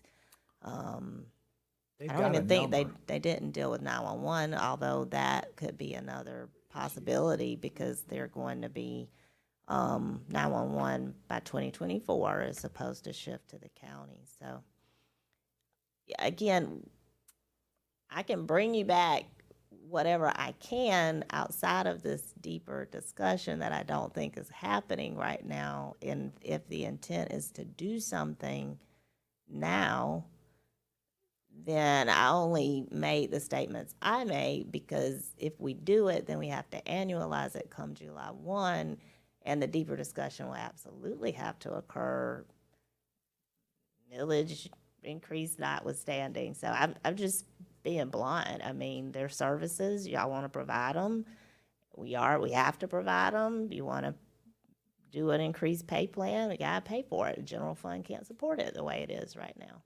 Well, That's where we are. I think those discussions have to go parallel. I think that I'm going to be looking for the city manager to look at the fire department and the proposals here and see what can be done. And do you have any pockets of money stuck away that we could do this at a step at a time, part of it now and part of it in July? And I understand that if you do something now, it's got to be annualized in July. But I also think that Mayor Rickaman, if he would like to work with the county and others about things that are not on the tax roll that should be on the tax roll, we can look at that too.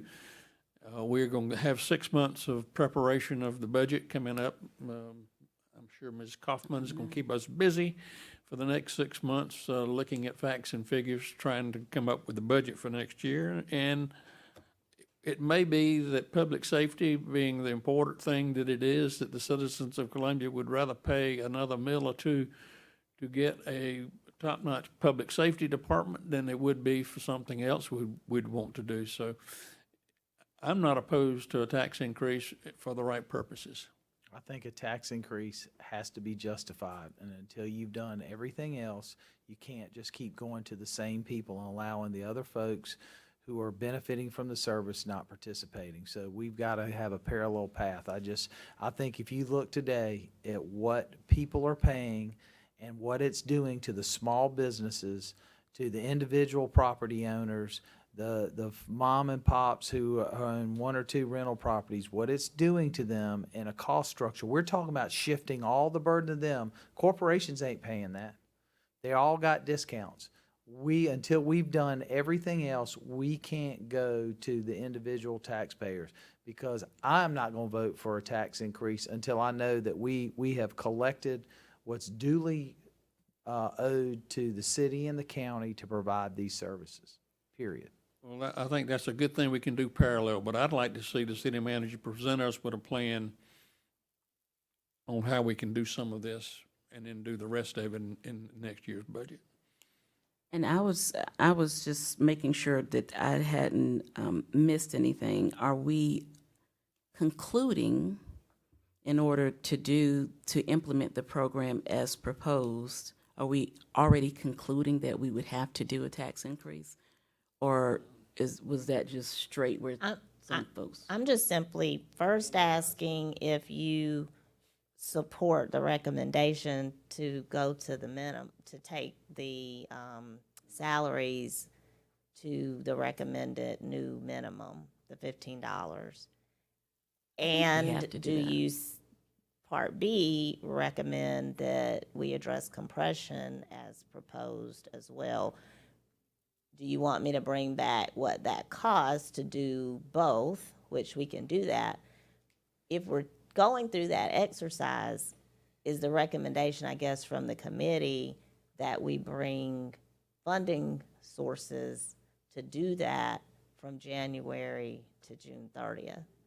The annualize is a whole nother animal, and we'll have to, this idea of the bigger discussion and taxes and all that comes during the budget process, I would assume. But the right now, if it sounds like if the committee recommendation is to, yes, address the right now, then we would need to sharpen our pencils and figure out how we would pay for that. Now, once you do that, your recommendation to your colleagues is also that that's something we're annualizing. I mean, once we take them to the minimum right now, then we've done that.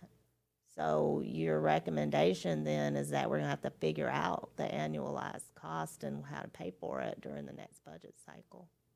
I think And- that- And we got a 2.3% annual growth that we've had for a decade. That's what we should be building off. How does that affect that? What other capital needs? That's why I think we have to be, we can't just say we're committed to this until we know how the annualize is gonna work. Cause it may be something we have to step in to match up with all the pieces moving together. I don't think you can just go say automatic 12% across the road is what it's saying, you know, without understanding how we're gonna fund it in the next cycle. So is it a smaller percentage now with anticipated, so we can build that into our growth pattern? I think, you know, we should look at that. I think we need to do this very specifically so that we don't put ourselves in jeopardy. We've got to, go ahead, Ms. Herbert. And I was just going to say, I think we should take the approach that we did with the police. And Ms. Benjamin brought in various different scenarios. Once we made a base decision, then you brought in several different scenarios to us so that we could see how to implement it.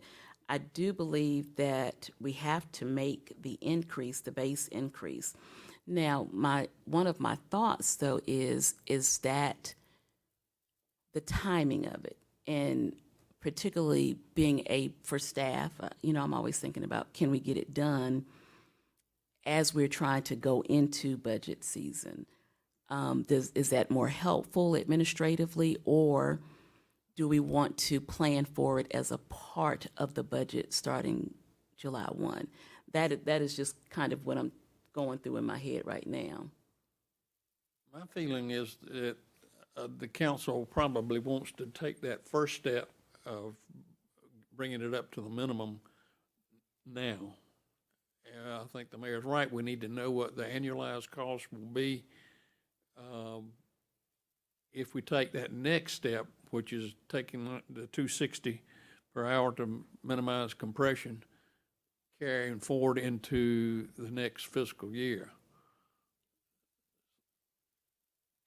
And one of your slides shows the costs as we have looked at them. So for half a year, if you were doing the right now option at that slide that has the header compensation classification study, it shows Is the that city county 868, breakdown. 677 doing both of those things, bringing it up to the $15 minimum plus the compression? Yes, Yes, sir. that is. So That, if- that if- was what that was doing. So if we did just the, bringing it up to the minimum, it would be less than that. For the half year. Yes, sir. And that's what I was saying, we could bring that back to you, showing that breakdown, those two options. Yeah. Or if y'all feel like there's a recommendation now from the three of you to just focus on, just going to the minimum right now. I'm seeking clarity on which way you want us to look at it. I just think And that, not deal with them. I need to know some more scenarios, you know, what is that actual dollars? What does that look like? What if we did a step before I would make a recommendation? I feel like I don't have enough information to say, yes, do I want to see us begin a plan to get to the minimum of this 100%?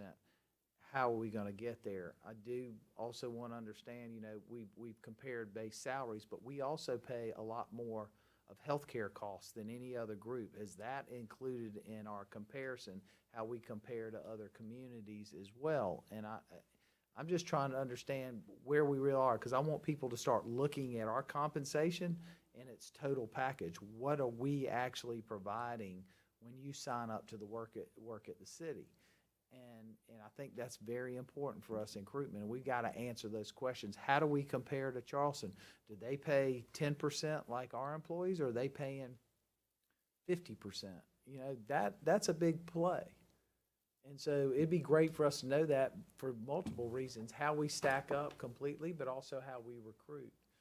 You know, looking at, is the bare minimum, what you know, at that cost? If we do if we get to the 15, what does that cost on the annualized basis?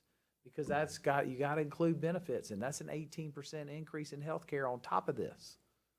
So we need to not forget, as we're planning ahead, it's not just that dollar figure. There's 40% benefits on top of that. Ms. Herbert?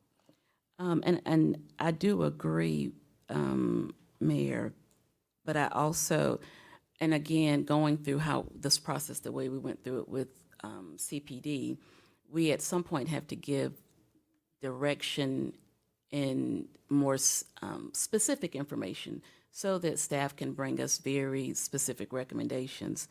But I had one question separate from that. When we do the 800,000 or so, that's the city portion, does the county need and have to participate at the same time, or does that mean? And so have we had any of those discussions? No, I haven't had those discussions because I needed to know what direction you all were taking first, if this is something we're actually. So now, knowing Consider doing. that, it just seems to me that that is the starting point, because if the county is not going to pay their portion, I'm assuming we would not move forward with just our staff. We couldn't, I Just our don't think we portion. could do that. Right.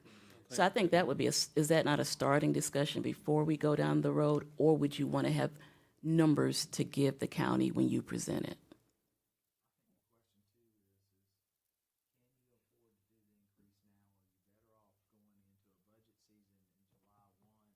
The budget season in July 1, where you know the numbers, it gives us time to get with the county and get it, but people know what's coming. I think that's the big debate, because if we just sit here and say we're going to give a half a year, but we don't have the county's buy-in or whatever, we've created a false hope. Are we smarter to target July 1 and say this is our directive is July 1, let's move with the minimum and the compression? How is that analyzed so that we can budget for that as we move forward? In my experience in working with the county on anything, not just this, and I'm not saying this like loosely or anything, but we're the provider of the service. One of the reasons that this contractual relationship that we're in maybe sometimes gets a little off kilter is because I don't know that works if we're not demonstrating that we're taking the lead. So to go to the county to say, if you're going to participate in this, then my council's going to do it or whatever, I don't isn't think really that's the what way that works. I don't think that's what I was saying. Well, I'm saying that I have to go to the county administrator and say that with clarity, this is what I'm being directed that we're going to do, and you all's participation would equate to this, period. I mean, there's no need for me to go to the county and say, hey, And for do me, you it think needs this July is? 1 start, because you're not going to get, the county is not going to change its funding between now and June 30th. So let's just be realistic and say we ought to be focused on a July 1 start date. Well, I think that's premature for us to make a decision on what the county would do. Yeah, no, and I think the reason it came up was because of what the county is saying they're gonna do with the other public safety functions right now. But, no, they're doing it now, but I don't know that they would incorporate until we would say, this is what we're doing, this is what it costs. I mean, I don't know if they would or wouldn't participate right now. Well, I think we need to ask them that question. My position would be that we go to the $15 an hour minimum now, maybe backing it to January 1, and let the city manager have that conversation with the county. Would y'all fund it if our council votes for this? Will you do your portion? And then come up with the figures for doing the decompression or to minimize compression starting July 1, and ask the county that question. It would be our intent, if we can fiscally do it, to do the 260 per hour decompression starting July 1, and it would be XYZ if you want for you to join us with that, and give them the option to agree with us that we immediately do the $15 an hour, and that we look at what it would cost the county and the city to do the decompression on July 1. And the only thing that I would add from Ms. Benjamin, because I think she recalls, that we just did, y'all presented so many, once we gave you the go-ahead, you gave us, if you start tomorrow at base, and you did this is what it looks like. And then you gave us, if you start tomorrow but you don't do the compression, those are numbers that can be pulled together, I'm not gonna say fairly easily, but that's not a hard lift. I think we can do that and present, we have our scenarios, they'll have their scenarios, so the information will be there. I mean, I think the numbers can be achieved, and then we just, I don't know if we need to come back and confirm which scenario we want sent, but I want to ask the city manager, how would this work on a timetable? If we got a February 7 meeting, could you give the full council those numbers on February 7th? And talk to Leonardo at the same time? You have a February 7th council meeting. You're asking for a work session discussion, Mr. Duval?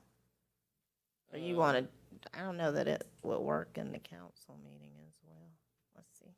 work session the following Tuesday. You have a work session on the 14th.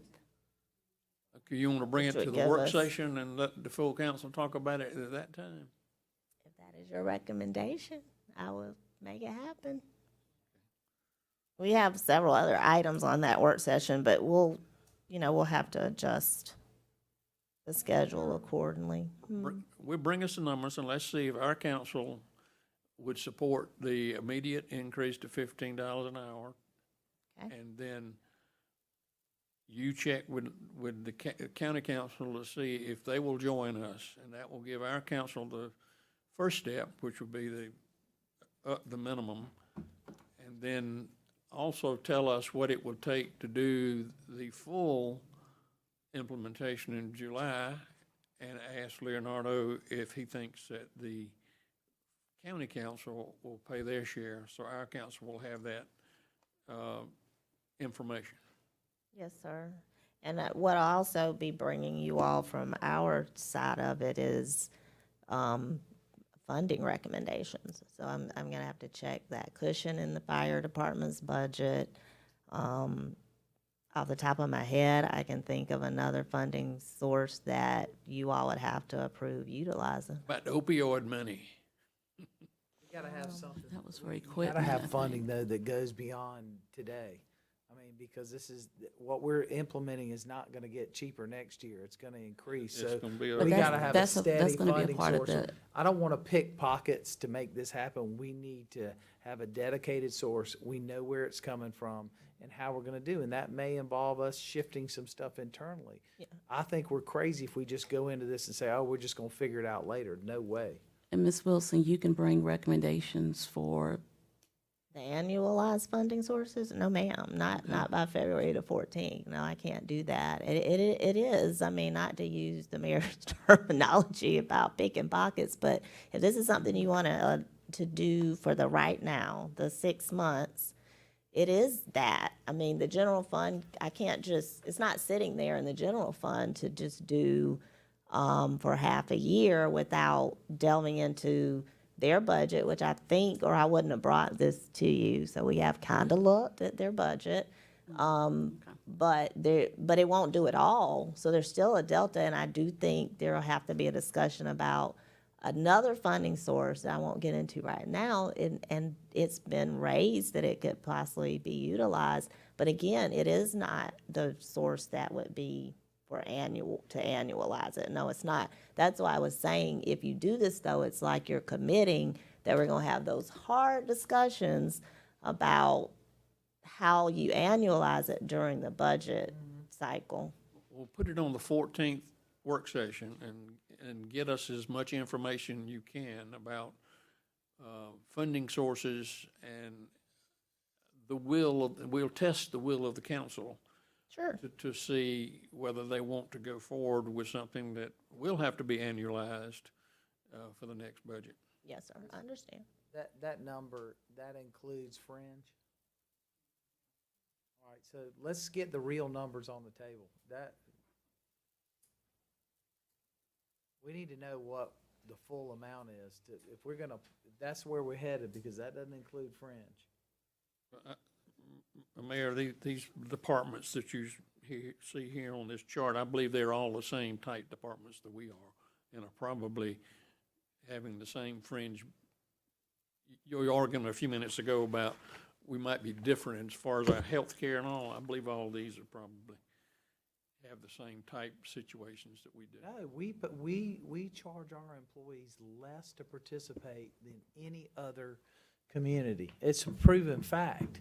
So, you know, but you still have to plan this. If we're gonna make an increase, there's a fringe benefit cost to that increase. We need to make sure that when we're committing, if it's 1.7 million and the true cost is really 2 million, we need to know that, because damn if I wanna be $300,000 short in a budget. All those are public departments, and I bet you they fund their fringe the same as we do. But you But I gotta think- budget for it. It's gotta But- be paid. Oh, And I agree think- with That's you, and my I wanna know point. what that is. I think that Ms. Wilson can have actual numbers if we are implementing right now by the 14th to include the fringe. Yes, ma'am, we Right, would yeah. definitely bring you that. No, Y'all yes, good? ma'am. I Y'all- feel y'all good with that? confident that the staff will come through. Okay, well, we appreciate your confidence in us, Mr. Chair. Okay, did you have any additional comments, Mr. Chief? Yeah, I just want to say that, you was asking about Charleston. Actually, Charleston and Greenville, since our last time we met, they have increased their numbers. So they have increased. I don't know if y'all saw the ARC in Charleston paper. They also passed on all the healthcare costs to their thing, so the increase really went the other way. So, I mean, I still think, guys, as we move forward, we gotta modernize the way the fire department functions.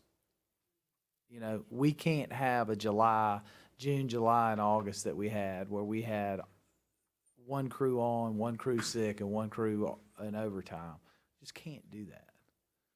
We've got to look at this overall, and I think today there's a lot of discussions. There's a lot of discussions in Washington about how to modernize the fire department to go with today's times, and how we do that creates more efficiencies, more effective work, people coming in and out. Obviously, we're working on the pay. I need y'all to help us on the inside.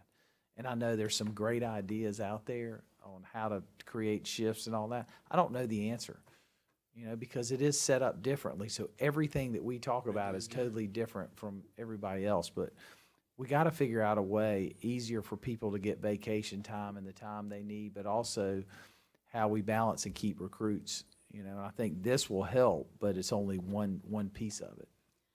And I did have a question about the earlier presentation about the new software system. Are we going to be able to have any resulting efficiencies that may impact the budget with the use of that? I'm just wondering.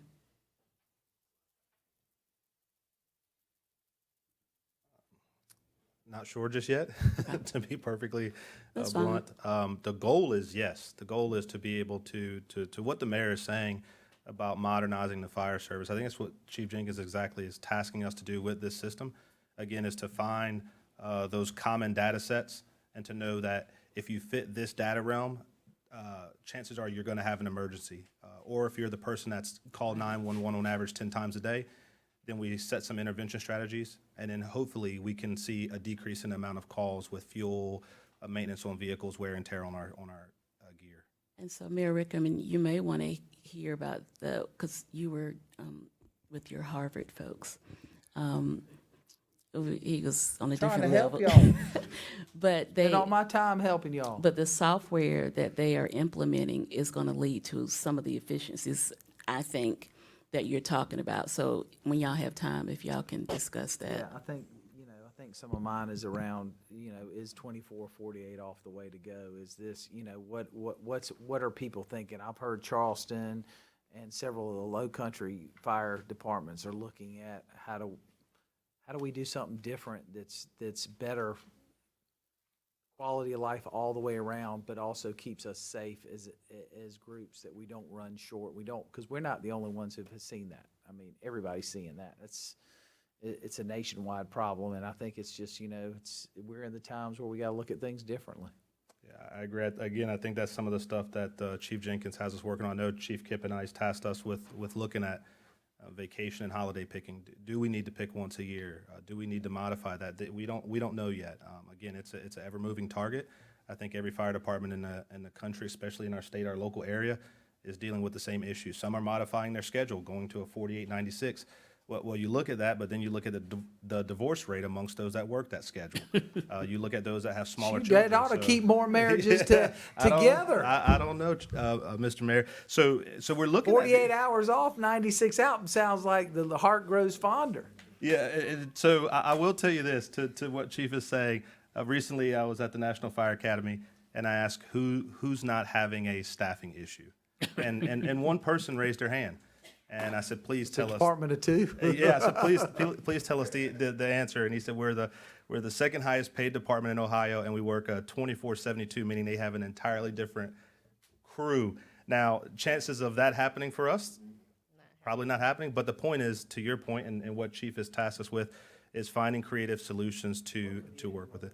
I can look it up. Yeah, if it wasn't in Ohio, I know a bunch maybe of the I would- mayors from Ohio, so I'm curious. DC also works that schedule, 24/72.